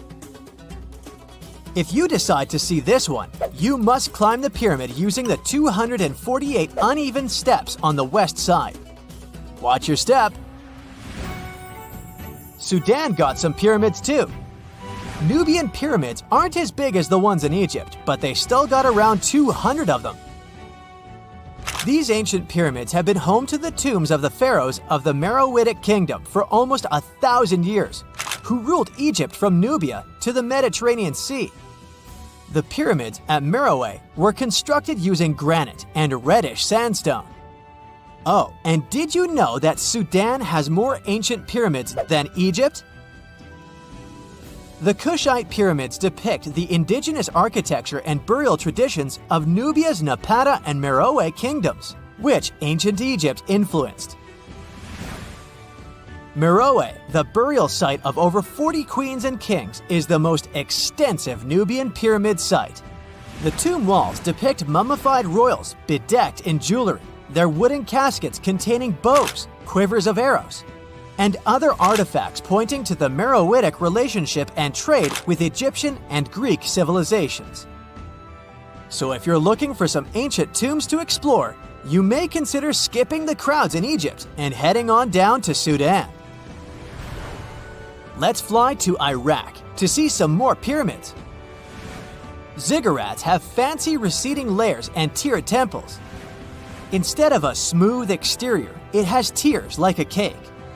perfect for all the important work and rituals that went on inside. You can find these towering structures scattered throughout Iraq and Iran, and they're a real testament to the power and skills of the people who built them. One of the biggest and most impressive ziggurats is the ziggurat at Ur. It's basically a giant rectangular pyramid that stands a whopping 70 to 100 feet tall, with 3 levels of terraces and a temple on top. Can you imagine how many baked bricks it took to build that thing? Try 720,000 for just the lower portion. This particular ziggurat was built for Sumerian king Ur-Nammu. Similar to other ones, this pyramid has been around for thousands of years, so it got a little rough around the edges. Thankfully, the Babylonian king Nebuchadnezzar II and some archaeologists came to the rescue in the 6th and 20th centuries respectively, and now you can find this near Talil Air Base. The ziggurat at Ur was built in 2100 BCE by King Ur-Nammu for the moon deity Nana. It was the tallest building in the city, and you could see it from miles around. It was like the medieval cathedral spire of its day. People would come here to bring their agricultural surplus and get their food allotments and seek spiritual nourishment. Sadly, the Nana temple at the top of the ziggurat didn't survive, but we do have some blue glazed bricks that may have been part of its decoration. The lower parts of the ziggurat are pretty amazing though. The architects even included holes in the temple's baked exterior to let the water evaporate from its core. Since we explored some of the pyramids on our planet, let's take a broader perspective. They can be found in many parts of the world. Egypt has over 100 pyramids, double that number in Sudan, and dozens of others are scattered in the Middle East and China. The Americas have the most pyramids in total, with more pyramids than the rest of the world combined. These pyramids are located in Mexico, Guatemala, Honduras, and El Salvador. Time to know more about the evolution of pyramids through history. The oldest pyramid is in Egypt. This pyramid was a step pyramid, which was created by placing one layer of stone on top of another. The pharaoh Sneferu is credited with creating the pyramid shape we recognize today. During his 45-year reign, he built 3 pyramids. His first 2 attempts failed, but he finally got it right with the Red Pyramid, which is considered the first true pyramid. It was Sneferu's son, Khufu, who built the Great Pyramid of Giza, which was the tallest human-made structure on Earth for almost 4,000 years. Latin American pyramids are similar to early Egyptian step pyramids, but they were built independently with no knowledge of each other. The pyramids in Sudan were built around 700 BCE and are tall but much narrower than those in Egypt. How in the world did all these civilizations build these things without even texting each other? After all, the Aztecs, Mayans, and ancient Egyptians were about as different as possible. But despite their cultural differences, they all seem to agree on one thing. Pyramids were pretty cool. Step pyramids are all around the world because they were the most feasible and stable way to build large and tall structures without access to lighter building materials like wood and metal. The triangular form with a square base is the best way to build a sturdy structure, and having a cube structure would require more material for less height. Now, when it comes to pyramid design, the Egyptian pyramids were like giant triangles with a square base, smooth sides, and a pointy top. On the other hand, the Aztecs and Mayans went for a tiered cake look, with steps leading up to a flat platform on top. So, while all these pyramids share the same basic shape, they have their own unique flair. Each group built its pyramids using different materials, techniques, and slope angles. So while they may have been inspired by each other's work occasionally, they were just doing their own thing. Egyptian pyramids had smooth, angled sides that were designed to help the pharaoh's soul ascend to heaven. The Pyramid of the Sun was built over a series of caves that served as a passageway for the deities. The Maya built the temple of Kukulkan in Chichen Itza to honor the deity Kukulkan, usually represented by a serpent.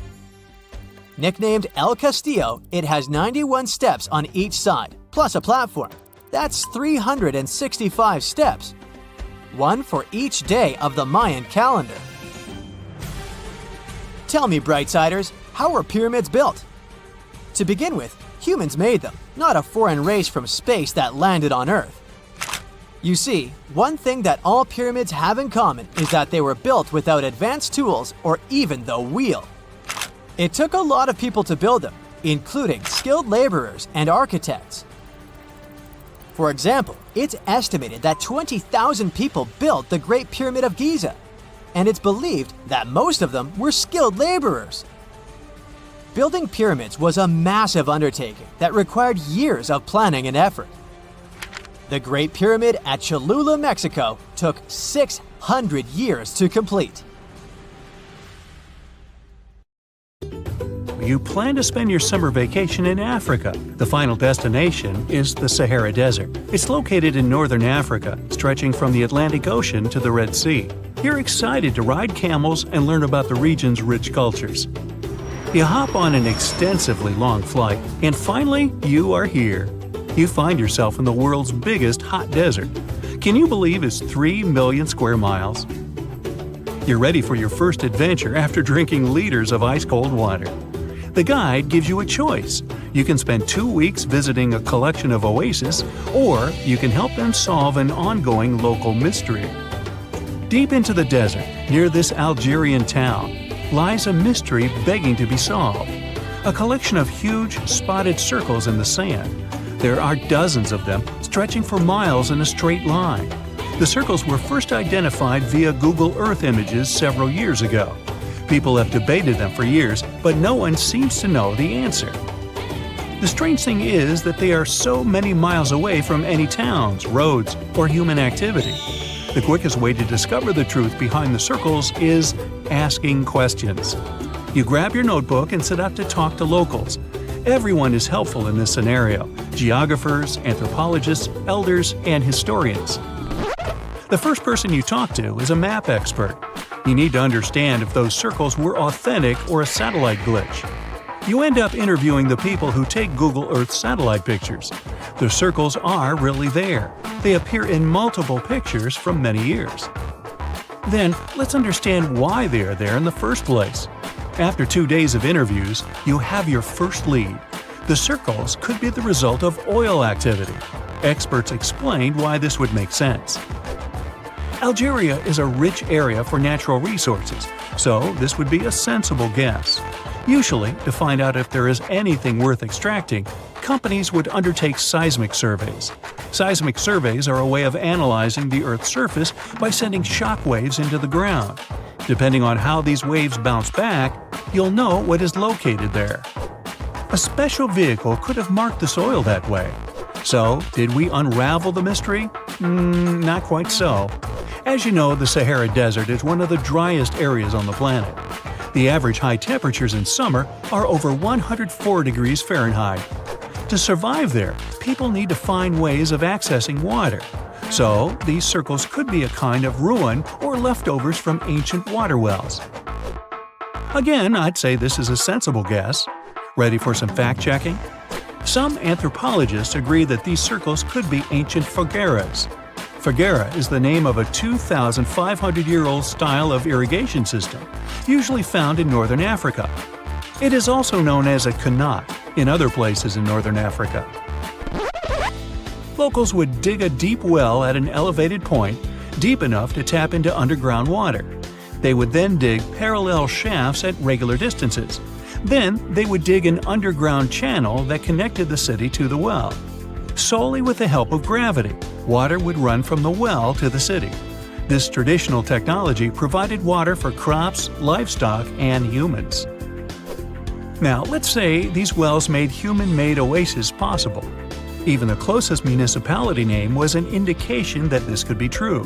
The name Fogueret Essaouira is actually named after Foguerets, these ancient wells. Now, this lead was proving to be very accurate. You decide to travel over there to see for yourself. You take a local bus, sit back, and enjoy the ride. The landscape in northern Algeria is filled with ancient-looking towns. You even see ruins of wells along the way, on the outskirts of smaller cities. Opening Google satellite images, you can see the Qanat's markings on the ground, a series of holes running down several miles. But as soon as you arrive, you find out you were wrong. Dale Lightfoot, one of the world's leading experts on Qanats, said that the circles were definitely not Qanats. Even the satellite images confirm this difference. Uh-oh, we were so close. Apparently, Qanats or Fagras would not run down a straight line. They wouldn't be shaped like circles. Another clue that this wasn't the case was that there were no towns at the end.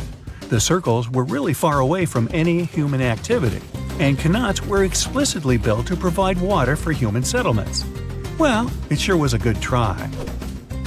You almost gave up on this mystery when you decided to take one more field trip.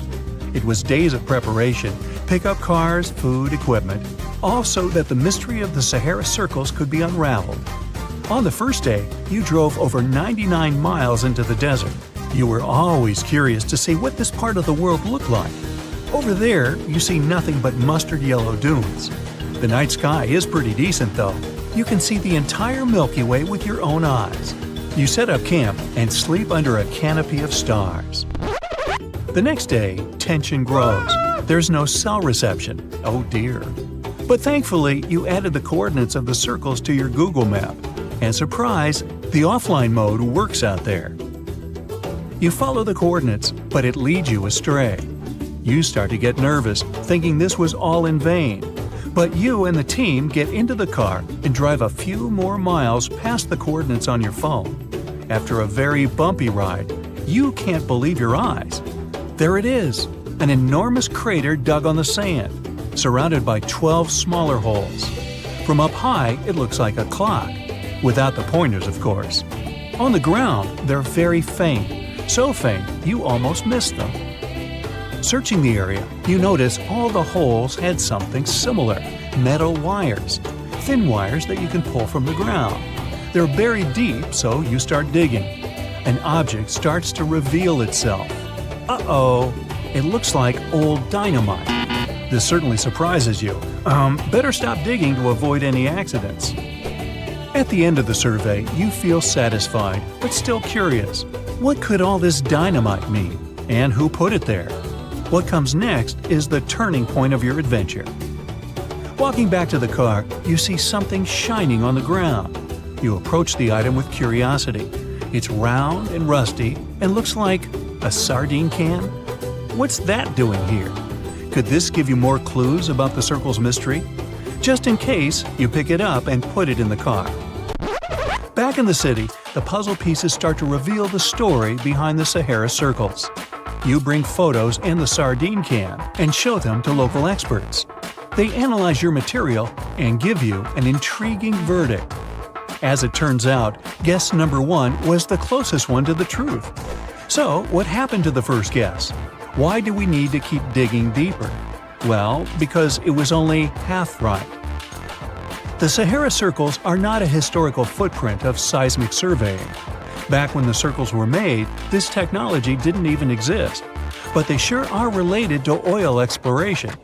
The dynamite-filled holes were an old method for oil searching. The circles are the leftovers of surveyors looking for resources underground. And the sardine cans? Well, they were left by the workers who held explosion works. You gotta eat, right? According to the model of the can, this happened more or less around the 1950s and 1960s. So these circles aren't even that ancient. More like modern ones, if you ask me. Well. Hope you are glad you tagged along and helped unravel this mystery. See you in the next mystery-solving adventure. The first photograph was taken in 1826. Yeah, there I am, way in the background. I'm waving. From then on, we've had countless images taken all over the world. Back in the day, if you really wanted your portrait taken, you needed a painter to help you with it. You would have had to stand still for long periods of time, making sure the light was just right. And let's face it, those portraits weren't really as exact. Maybe you'd have asked for your eyes to be a bit brighter or your lips a bit poutier. When it comes to famous people in ancient history, there's not much we can do in terms of photography. It's simple. There aren't any pictures or famous ancient people. We can try to imagine what they look like based on their paintings or on texts written about them by highly regarded scholars. Fortunately, more and more as years go by, this lack of knowledge will become a thing of the past. Enter forensic facial reconstruction. With the help of this amazing science branch, we can now have a better understanding of what ancient celebrities look like. But how are scientists able to do that, you might ask? Go ahead, ask. Turns out that a person's skull can tell a lot about their appearance. Everything from the brow bone to the distance between the eye sockets can showcase a realistic profile. Even the nasal chamber or the shape of one's chin can influence how your face will end up looking like. It's like the skull is a blueprint for the face. Using these bones, artists and forensic anthropologists can work together to reconstruct your appearance through the magic of forensic facial reconstruction. It's like real-life detective work, but with more clay and less drama. Now, I guess you're thinking, how correct can these reconstructions really be? Well, the finished product may not reflect all the details, sure. You can't tell a person's eye color or skin tone just by studying the skull. Facial hair is equally hard to tell, and if you have plump cheeks that make you look so cute, your skull will never tell the secret. But even with those limitations, facial reconstruction can still show us what someone in history may have looked like. The process itself is pretty cool. A trained sculptor works with a forensic anthropologist to figure out the skeletal features and build up the facial traits using clay. Anthropologists have to consider things like age, gender, ancestry, and any injuries or tooth loss. Scientists can also do such tasks digitally these days with the help of computers and design software. With all these amazing scientific advancements in mind, did you hear the latest news about King Tut's family tree? Well, apparently his possible father, an ancient Egyptian pharaoh, just got a new face makeover. And let me tell you, he's looking regal and serene due to some digital reconstruction magic. But even though this is the most correct representation of him so far, we still don't know for sure who he really is. This fellow was found in 1907 in the Valley of the Kings, just a few feet away from King Tut's tomb. Scientists have been studying him for over a century and think he might be Akhenaten, King Tut's daddy, and a very important Egyptian ruler for that matter. Still, some experts remain skeptical and say we need more evidence to confirm his true identity. The reconstruction of this ancient pharaoh's face was a months-long project by a group of brilliant scientists in Sicily. They even brought in a 3D forensic artist from Brazil to help out. The new model is different from earlier ones because they wanted to focus on his facial features and not get distracted by his hair, jewelry, or other bling. On the same note, make way for this latest fashion icon. No, it's not some famous model. It's a hunter-gatherer woman who lived in Sweden 7,000 years ago. And boy, is she fierce-looking in her new reconstruction. She's rocking a feather cape, a slate necklace, and a belt made from 130 animal teeth. Talk about being fashion-forward or backward. Plus, her dark skin is painted with white patterns, making her look like a true work of art. But don't be fooled by her stunning appearance. This woman was more than just a pretty face. She was buried upright in a location dating back to 5500 BCE to 4600 BCE, and her rich jewelry tells us that she was important in her local community. Thanks to the work of an archaeologist and sculptor, we can now see what this ancient woman looked like. They used a CT scan of her skull to piece together her face muscle by muscle, creating a unique expression. It's like making eye contact with the past. While we may never know for sure what her role was in her community, her intricate surroundings suggest that she held a special place for her people. Now, Otzi, the 5,300-year-old mummy from the Alps, also got a new makeover thanks to this amazing technology. He didn't go to a plastic surgeon if that's what you're thinking. Two Dutch brothers used their skills in forensic science and artistry to recreate his face for a new exhibit in Italy.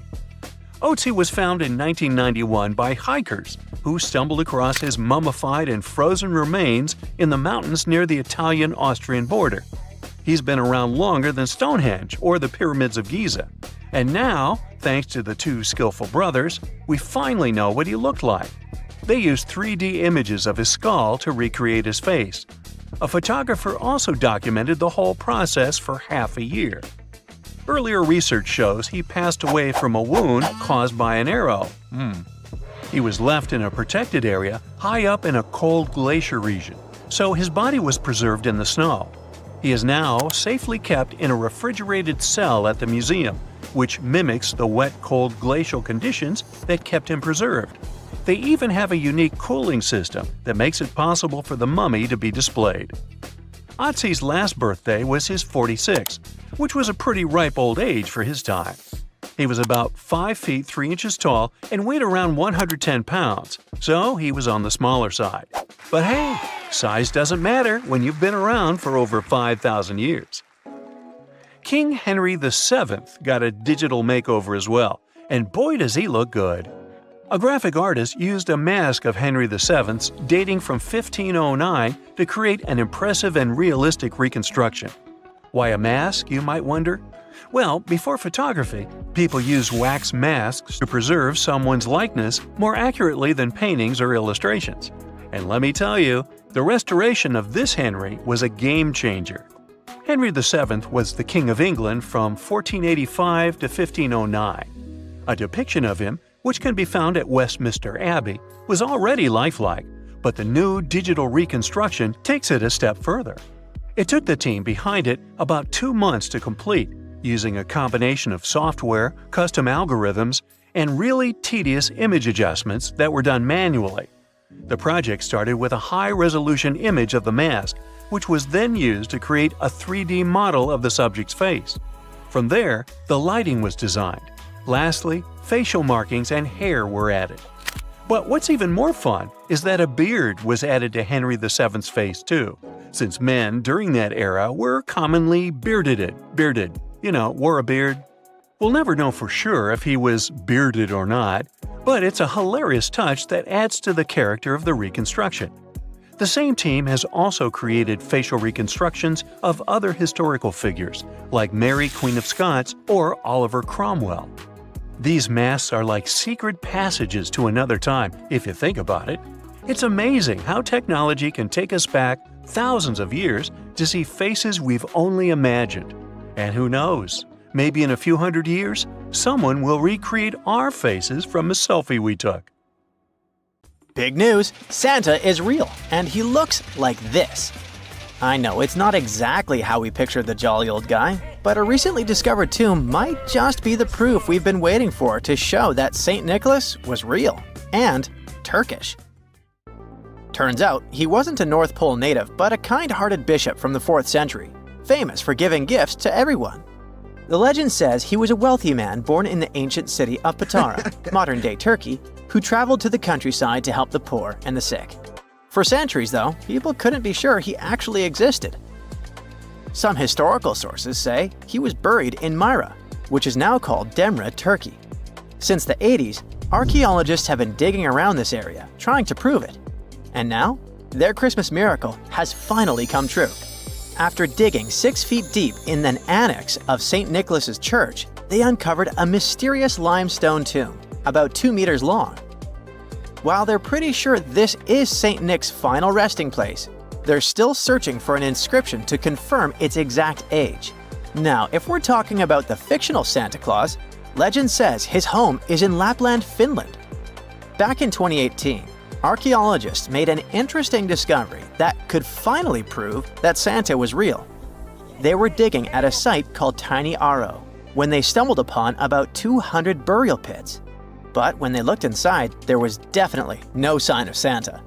Actually, there were no human skeletons at all, just a bunch of things like pottery and animal bones. So no one really knows what this place was. That was the complete opposite of what happened with a group of archaeologists working in the ancient city of Petra, Jordan. Since 2003, there have been rumors about hidden chambers beneath the famous monument called Al-Khazneh, also known as the Treasury. 21 years later, a team finally decided to dig and uncovered an intact tomb. Inside, they found at least 12 human skeletons and artifacts, estimated to be over 2,000 years old. Hundreds of thousands of tourists travel to Al-Khazneh every year, and most of them probably go there to see the site of the Holy Grail in the movie Indiana Jones and the Last Crusade. So, do you want to know the funny part? One of the skeletons in the tomb was clutching a ceramic chalice that looked a lot like the Holy Grail. You probably remember the devastating fire that caused massive damage to Notre Dame in Paris back in 2019. Because of that, the building, originally built between the 12th and 13th centuries, had to be restructured. But archaeologists saw it as a golden opportunity to dig into the site and uncover its hidden secrets. The team was only allowed to dig about 16 inches beneath the floor, but that was enough. As soon as they removed the floor tiles and cleared away a thin layer of dirt, they spotted the top of a lead coffin. Then, they found some limestone sculptures, including life-sized heads and torsos. Altogether, they uncovered over 1,000 fragments of different works of art. Ancient statues have been found in the most random places, including a sewer. In July 2024, Bulgarian archaeologists were checking a Roman sewer in the ancient city of Heraclea Sintica when they found a nearly 7-foot-tall marble statue of Hermes, the Greek messenger deity. This town was completely devastated and abandoned after 2 earthquakes, one in the year 388 and the other in the year 425. But somehow, it didn't destroy this statue. In fact, its head was found in surprisingly good condition. Finding ancient artwork is definitely fascinating, but imagine stumbling upon an entire hidden city in the Amazon rainforest. Using high-tech lasers, researchers uncovered a lost civilization with thousands of structures and a whole network of roads, canals, and houses, all buried beneath the dense jungle. This city was built around 2,500 years ago, in an area located in the shadow of a volcano, which, by the way, could have erupted and destroyed this civilization at some point. It's hard to say exactly how many people live there, but experts estimate they stayed up there for about 1,000 years. This discovery proves ancient people also had huge organized cities in the middle of the Amazon. A similar thing happened in Campeche in southern Mexico. An archaeologist was doing some research on the internet when he accidentally discovered a hidden Maya city. This area, now called Valeriana, was huge, about the size of Edinburgh, the capital of Scotland. It had pyramids, sports fields, amphitheaters, and paths connecting different districts. Thanks to satellite images, archaeologists uncovered an entire unknown civilization from the Bronze Age. They were checking out aerial images when they discovered 100 prehistoric settlements in the Pannonian Plain, a region that includes parts of what's now Serbia and Hungary. The people who lived there are now known as the Titsa Site Group, and it looks like they were a pretty well-organized society, skilled at growing food, hunting, and fishing. Google Earth helped a team to uncover a mysterious set of 400 ancient gates in Saudi Arabia. These gates, scattered across the desert, are thought to be from thousands of years ago. They're made of stone and arranged in weird formations that have left archaeologists scratching their heads. I mean, they don't look like they were meant for funerals, and they don't seem like structures where people lived. So, we still have no idea what they are. Technology is really changing archaeology. Thanks to artificial intelligence and, well, a $1 million prize, we've finally been able to decipher part of an unreadable and super damaged ancient scroll. The Herculaneum scrolls were discovered by workers digging up the ancient town of Herculaneum near Pompeii in 1752. But their condition was so bad that, for years, they were considered indecipherable. Thankfully, AI has helped unveil their secrets. Based on the studies so far, experts believe that one of these scrolls was written by a philosopher who valued pleasures, like music and food, above all else. No doubt, Stonehenge in England is one of the most mysterious places on Earth. Some theories even suggest it was built by extraterrestrials. After more than a century of research, archaeologists are still figuring out how it came together. See that big altar in the middle? Turns out it came all the way from Scotland. And that's pretty wild, considering this massive sandstone block weighs over 6 tons, and the people who built Stonehenge more than 4,000 years ago didn't have the luxury of wheels or modern tools.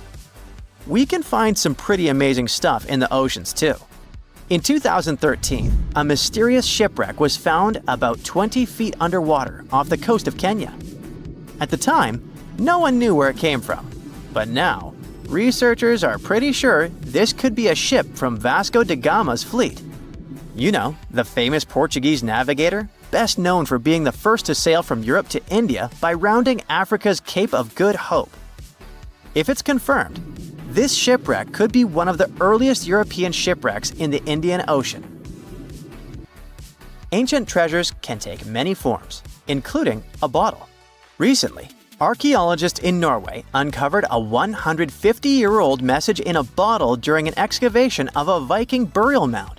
The bottle contained a letter written by Anders Lorange, an archaeologist who worked on the site back in the 1800s, along with his business card and a few coins wrapped in paper.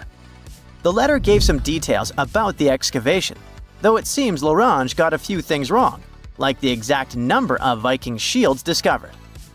At the end of the letter, he wrote a personal note in runic script, "Emma Gade, my girlfriend." So it gave us not only insights into history, but also a peek into his love life.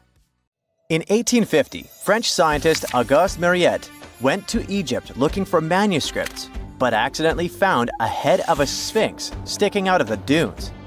He cleared the sand and figured out the sphinx was guiding the entrance to some underground construction. Several months later, he finally entered the Serapeum of Saqqara. Inside, he found an enormous granite sarcophagi with remnants of 64 bulls. Scientists are still amazed by the tech that the ancient Egyptians used to transport those enormous boxes. The Serapeum was built around the year 3000 before the Common Era. It was an underground tomb built to honor the sacred Apis bulls of ancient Egypt. It had a long hallway, almost 500 feet long, with giant stone rooms on both sides. Some of the sarcophagi weighed as much as 50 average cars, and all of them were made with super precision, with exact 90-degree angles. These sarcophagi were beautifully decorated with hieroglyphs and carvings that told stories about the lives and importance of the Apis bulls. Now, there are 24 sarcophagi left. In ancient Egypt, Apis bulls were very special animals connected to the deity Ptah. They thought the bulls carried Ptah's spirit and wisdom, helped the pharaoh, and protected the Egyptians. Priests looked for special markings on young bulls to find Apis bulls. It could be a white triangle on its forehead, which symbolized divine light, a shape on its back like a vulture's wing, and a scarab shape under its tongue, which stood for rebirth. If a bull had these signs, they believed it was chosen by Ptah and treated it like royalty. The chosen bulls lived in a special temple in Memphis, the city where they worshipped Ptah. They received the best care and offerings from visitors who wanted their blessings. When an Apis bull passed away, it was treated with great honor and mummified. When Mariette entered the Serapeum, he noticed traces of rollers on the gallery's floor and found 2 wooden horizontal winches. Each had 8 levers. Later, other explorers saw double rails. The burial chambers were lower than the hallway floor. To get the boxes into place, workers filled the chambers with sand so the sarcophagi could be rolled in straight. Then they slowly removed the sand to gently lower the boxes into perfectly cut spaces in the bedrock. A carved stone sign found in the Serapeum said it took 28 days to move just one sarcophagus and its lid into its spot during the time of Ptolemy II. The extreme precision of the sarcophagi with 90-degree angles also has an explanation. Ancient Egyptians wrote texts, or rather, papyrus, on geometry a long time ago. It shows that they knew the approximate number pi and could calculate the volume of a pyramid with its top cut off. If they could figure out complicated math like that back then, it makes sense that they could also carve perfectly flat surfaces 500 years later. All this sounds pretty legit, but some people think certain things don't add up here. The size of boxes is way larger than the size of bulls, yet they buried pharaohs in tiny coffins that barely fit their bodies. The sarcophagi are made out of granite with crazy precision, and they could have just used limestone, which would have made things way easier. The transportation of the boxes seems pretty simple, but only in theory. If one person could pull about 440 pounds, then at least 250 people would be needed to pull just one box. The tunnels in the Serapeum are really narrow, only about 2 feet wider than the boxes themselves. There's no way hundreds of people could have squeezed into those tight spaces to pull the boxes. And even if they did, how would they turn the box in the cramped corridor, lower it into its niche, and place it perfectly in the middle? Somehow they did this 24 times, and every box is centered perfectly. Plus, the chambers were dusty, and there were no signs of soot from lamps. This means they must have worked in almost complete darkness. The real use of the boxes could also be different. A long time ago, even before the Egyptian pharaohs ruled, the local people already knew how to use fermentation. It happens when tiny organisms called yeast eat certain ingredients like starch and turn them into gas and ethanol. So someone in ancient Egypt probably put food like barley, bread, and even meat inside a giant stone box, then closed it tight with a heavy lid. These stone boxes, carved from granite, were so precisely made that they were almost completely sealed, so nothing could escape from it. As the yeast inside the box started working, it created more and more CO2 gas. It built up pressure inside the box. The granite boxes were incredibly strong. They could handle more pressure than a car tire can hold. When granite was squeezed under such pressure, its crystals produced a tiny electric charge. This effect was possible because granite contains quartz, a material that reacts to pressure this way. The process also needed meat or animal parts, possibly to help the yeast grow better. Meat contains something called oleic acid, which yeast needs to keep growing and to survive the bad effects of the ethanol it produces. As the pressure inside the box kept growing, the combination of gases and electricity made these boxes not just ancient fridges, but powerful energy systems. Over time, the pressure inside got so strong that it could push the lid open and the gas would escape with a pop. But when people rediscovered the Serapeum in 1850, they found old drawings that showed piles of stones stacked on top of some of the box lids. So, someone long ago probably tried to make the lids even heavier by adding extra weight to make it harder for the gas pressure to push them open. This extra weight also meant the quartz crystals in the granite could keep creating more electricity under all that pressure. If someone opened one of these stone boxes thousands of years later, they would only find bones from bulls that were placed in the box. And that's exactly what Mariette discovered in the 1850s. They opened the Serapeum for visitors soon after the first excavations in the second half of the 19th century. Prince of Wales even had a luncheon with his guests in one of the sarcophagi. Sands and earthquakes made the site inaccessible for a while, but now you can visit it again and try to solve the mystery yourself.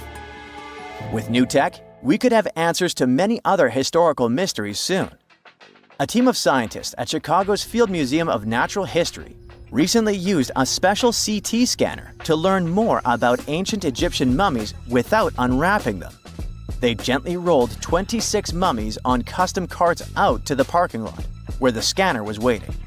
It took thousands of detailed X-ray pictures of each mummy and their coffins. When all the pictures were put together, they created 3D images that showed what was inside, the skeletons, and some artifacts. The scientists hope these images will help them understand ancient Egyptian burial practices from over 3,000 years ago. Even though the scanning process only took 4 days, it might take 3 years to study all the data. But scientists were able to learn some personal details about the mummies. One of the most popular mummified individuals at the museum, Lady Chineta, was a woman who lived in ancient Egypt about 3,000 years ago. It looks like she passed away in her late 30s or early 40s. To make sure her body looked complete for the afterlife, embalmers put stuffing in her neck to keep it from collapsing. They also placed artificial eyes in her sockets, so she would have eyes in the next world. She was wrapped in fancy linen and placed in a beautifully decorated coffin. The scans revealed that it had been carefully crafted with a slit at the back, which embalmers used to fit the body. There were also some artistic details on the surface, like markings for her knees. It looks like her burial was on the scale of a high-end luxury car. Well, there you are. The sun is scorching, you're thirsty. All you can think about is water and ancient bones under your feet.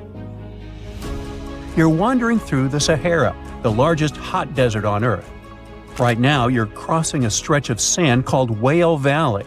And all over these 75 square miles of land, fossils cover the ground so thickly that you can't help but step on them. Paleontologist Hesham Salam says it's an unusual picture in this place. The bones are poking right out of the cliffs, as if they're calling to you to come check them out. You can spot ribs scattered all over the place. Look at these vertebrae. They're giant. Ooh, the creature they once belonged to must have been up to 65 feet long. The fossils show that the animal had a streamlined body like today's whale, but still had features like hind legs and feet. For scientists, it means a very exciting thing. They might have discovered a fully intact skeleton of a prehistoric whale. It was an animal that lived in this area when Egypt was underwater. You see, today, the Valley of the Whales is the world's largest ancient whale graveyard.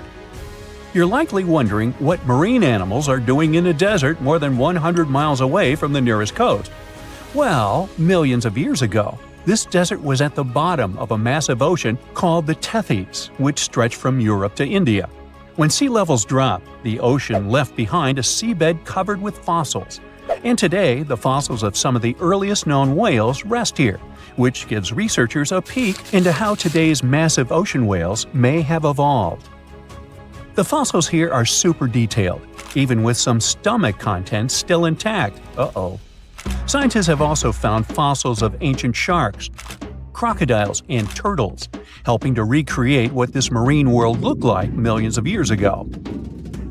Now, the first whale bones were discovered in 1902, but it wasn't until the 1980s that people really started to explore the area, only when access to this area became better. Sadly, some fossils had been taken away by collectors before the site turned into a protected area. Most of the fossils are just under the surface, slowly revealed by erosion. Whale Valley gives us an amazing glimpse into millions of years of ancient coastal marine life. But let's move further. Ancient whale fossils aren't the only discovery you're going to make today. For over 150 years, scientists have been puzzled by a strange creature that lived millions of years ago. But now, thanks to some amazing fossils found in Morocco, they've finally figured it out. Look at them. These creatures are called blah blah blah. Nah, I'm kidding. Stylophorans. They look like flattened armor with a long arm sticking out. Researchers discovered these creatures in 2014 and were shocked. The fossils dated back around 478 million years. They found around 450 specimens, and to their surprise, some even had soft tissues preserved, which is super rare. Before this, they only knew stylophorans from their hard parts. Originally, scientists thought these creatures were good old echinoderms, animals like sea urchins and starfish. But new discoveries prove that they had a core body and feeding arm similar to modern starfish, complete with a water vascular system to help them move and eat. This finding ends a long debate about where stylophorans fit in the animal family tree. Now we know they're related to echinoderms, but are more advanced because they don't have the typical 5-ray symmetry. Ooh, come here and look at this giant fossil. It was found in the Sahara and gave scientists new insights into the Spinosaurus, the largest carnivorous dinosaur we know about. These 95 million-year-old remains also confirm that it was the first known swimming dinosaur. The Spinosaurus had flat paddle-like feet and nostrils on the top of its crocodile-like head, perfect for staying underwater. It was a pretty weird dinosaur with a long neck, trunk, tail, and a 7-foot sail on its back, so it must have spent a lot of time in the water. At over 50 feet long, Spinosaurus might have been even larger than T-Rex. The first Spinosaurus remains were discovered about 100 years ago in Egypt, But only this new fossil, found in Morocco, helped scientists reconstruct this dinosaur for the first time. Researchers paid attention to the creature's shorter hind limbs and wide claws. These features point to adaptations for life in the water. Its snout and dense bones also suggest it was a swimmer, while its spiked tail likely attracted mates. Hey, good looking, come here often? And here's another astonishing find made in Tunisia, the remains of Machimosaurus rex. Now, so far it's believed to be the biggest crocodile ever. This ancient croc was about 32 feet long and weighed around 66,000 pounds. It was a top predator around 130 million years ago, and its skull was over 5 feet long. Now, this discovery is a big deal because it shows that these crocs stuck around longer than we thought. Before this, scientists believed that they disappeared during a minor extinction event between the Jurassic and Cretaceous periods. Now, let's go back to the fact that the Sahara was once underwater, and some of the largest sea creatures ever lived there. A study published in the Bulletin of the American Museum of Natural History speaks about an ancient body of water called the Trans-Saharan Seaway. It existed between 150 million years ago, covering parts of Western Africa. Scientists spent 2 decades trying to recreate this prehistoric underwater world. They found it was warm and shallow, home to some pretty terrifying creatures, including 5-foot-long catfish and 40-foot-long sea snakes. Yikes! The seaway was cut off from larger oceans for long stretches, which may have helped these predators grow larger because resources were always available. It's a classic case of evolution at work, leading to what scientists call gigantism in isolated environments. But all that water didn't just disappear with no trace. Under the sands of the Sahara, scientists have discovered a massive ancient lake, which they're calling a mega-lake. Makes sense? This lake formed around 250,000 years ago when the Nile River flooded the eastern Sahara.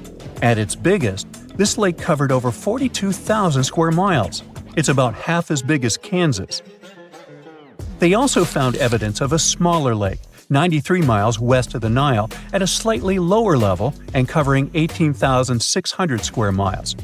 All of this adds to growing evidence that once, North Africa had many lakes that might have created migration routes, helping early humans move across the continent. Now, in the Sahara, you can find not only fossils of bizarre animals. In May 2020, some weird rocks with greenish crystals were discovered in a sandy region in southern Algeria's Sahara Desert. When scientists checked them out, they found out these rocks weren't from Earth. They were actually pieces of a meteorite called Erg-Chek 002. This meteorite is super old, like the oldest volcanic rock ever found. It melted ages ago in the fiery heart of an ancient protoplanet that no longer exists. Researchers had recently published a study in Nature Communications, revealing that they have analyzed lead and uranium isotopes in Erg-Chek 002 and found out it's more than 4.5 billion years old. Another cool discovery made in the Sahara is quite unexpected. A few years ago, scientists found what they think are the world's oldest colors, and they're bright pink. These pigments were uncovered from rocks that are around 1.1 billion years old in the Sahara Desert. The colors came from microscopic organisms, as animals didn't exist back then. The discovery was made by a PhD student who crushed the ancient rocks and analyzed the pigments. These pink pigments are actually ancient chlorophyll from photosynthetic organisms that lived in an ocean that's long gone. Researchers are now sure that this finding could help explain why larger, complex creatures showed up much later in Earth's history. Before these colors were discovered, scientists didn't know what was missing in the food chain that delayed the evolution of larger animals. Now they understand that tiny cyanobacteria were at the bottom of that chain. Apparently, this discovery is not just about finding some old pink stuff. Scientists believe it's a breakthrough in understanding the history of life on Earth. Name a desert. Let me guess. Sahara? Well, actually, no matter which one you thought of, I'm sure of one thing. It's located somewhere below this line. See, when we hear the word deserts, we usually picture dry, sandy, blazing hot places, and there's not a single one of those above 45 degrees north latitude or below 45 degrees south. In the south, that kind of makes sense. I mean, if you leave out Antarctica, there's not a whole lot of land down there. But things are different above 45 degrees north. There are tons of land. Countries like Canada, France, the United Kingdom, and a bunch of others. And still, not a single desert. Actually, not a hot desert. Most of the major hot deserts are up in the northern hemisphere, near the tropics of Cancer and Capricorn. And the hottest ones are usually found between 15 and 30 degrees north or south of the equator. Just like the Sahara, where average high temperatures can reach up to 104 degrees Fahrenheit. Together, hot deserts cover almost 15% of the Earth's land area. But if our planet is packed with them, why doesn't a single one appear above this line? I mean, the 45 degrees north latitude. I'll explain. Let's divide Earth into 5 main zones. The polar regions are located at both ends, north and south. Right here, we have the 2 temperate zones. And finally, right in the middle of the globe is the tropical zone. Now, the line we're talking about sits in the temperate zone, in a colder area. Because the farther you go away from the equator, the colder it gets.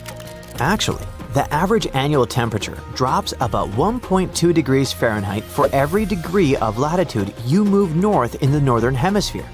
And cold weather is the main reason hot deserts don't form above this line.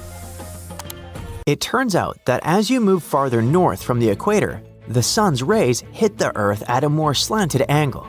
That spreads the solar energy over a larger area, which means less heat is concentrated in one spot. Basically, these regions just don't get as hot.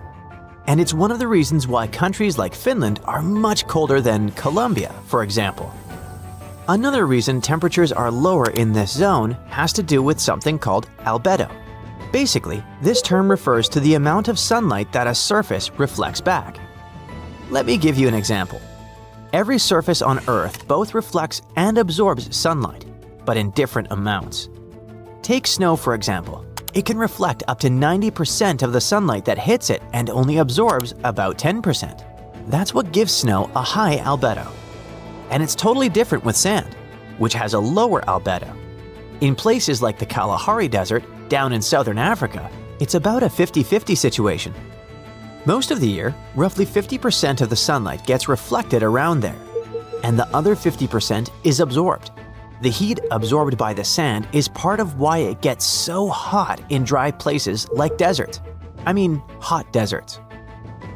Simply put, sand soaks up more heat, while snow reflects most of it.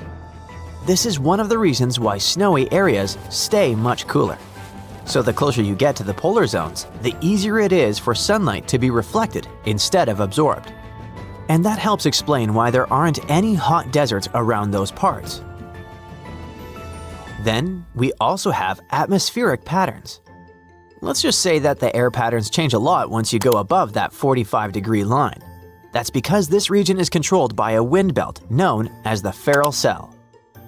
Okay, so Earth has 3 main convection cells. You can think of them as big loops of moving air. Warm air rises, cools down, sinks, and then the cycle repeats. At the top and bottom of the planet, we have the polar cells. Right in the middle are the Hadley cells, and sandwiched between those two are the Ferrel cells. Now, everything that happens between these 3 cells can get a little complicated, but for today, the main thing to know is this.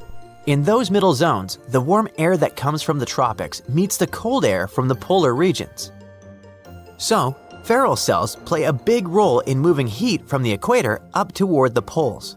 This flow of warm air helps smooth out the temperature differences between the tropics and the polar regions. And that's what shapes the weather in places like North America, Europe, and parts of Asia. In the mid-latitudes, the Ferrel cell keeps the air moving around so much that hot, dry air doesn't really get a chance to settle. So, those regions end up with more moisture, more clouds, and even storms, rather than dry, desert-like weather. That's why you don't usually see hot deserts around 45 degrees latitude. Basically, what I'm trying to say is that the feral cell makes the weather less stable. And that's very different from what happens in the Sahara Desert, for example. Over there, temperatures don't change all that much throughout the year. Just expect it to be hot. When you put all these factors together, it helps explain why hot deserts are mostly limited to the middle parts of the Earth, and why you'll never find a Sahara or Kalahari-style desert in places like Canada or Sweden. But that doesn't mean we don't have any deserts above the 45-degree line. Turns out, deserts don't always have to be hot and sandy. In fact, they can look like this. Yep, I'm talking about the Arctic. Because the actual definition of a desert isn't just some hot, dry, sandy place, it's really any area that gets very little precipitation. In other words, an area where it doesn't rain much. And it usually gets no more than 10 inches of precipitation per year.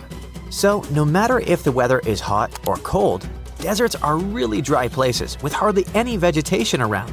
That makes it pretty tough for animals and plants to live in those environments.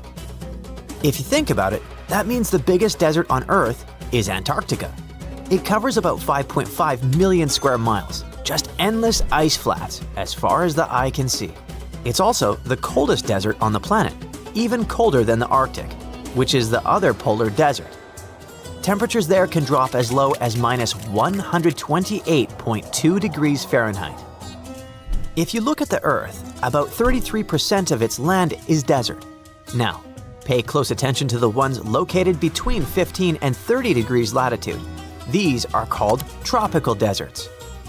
But can you notice something curious about their locations? Most of them are found on the western edges of continents. And there's a reason for that. Actually, 4 main reasons. First, the winds that bring rain usually blow from the east. When they move across the land, they drop most of the rain early on. By the time these winds reach the west side, they're dry, so there's no rain left for those areas. That already makes things pretty dry. Second, in the western margins of continents, the air usually goes down instead of up. When air goes down, it gets warmer and can't form clouds, so again, no rain. Third, if there are mountains nearby, they can block the rain too. One side of the mountain gets all the moisture, and the other side, called the rain shadow, stays dry. And lastly, the ocean near these places often has cold water. Cold water cools the air above it and makes it calm, so clouds don't form easily. No clouds means no rain.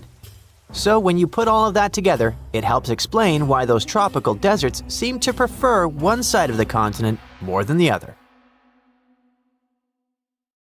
That's it for today. So hey, if you pacified your curiosity, then give the video a like.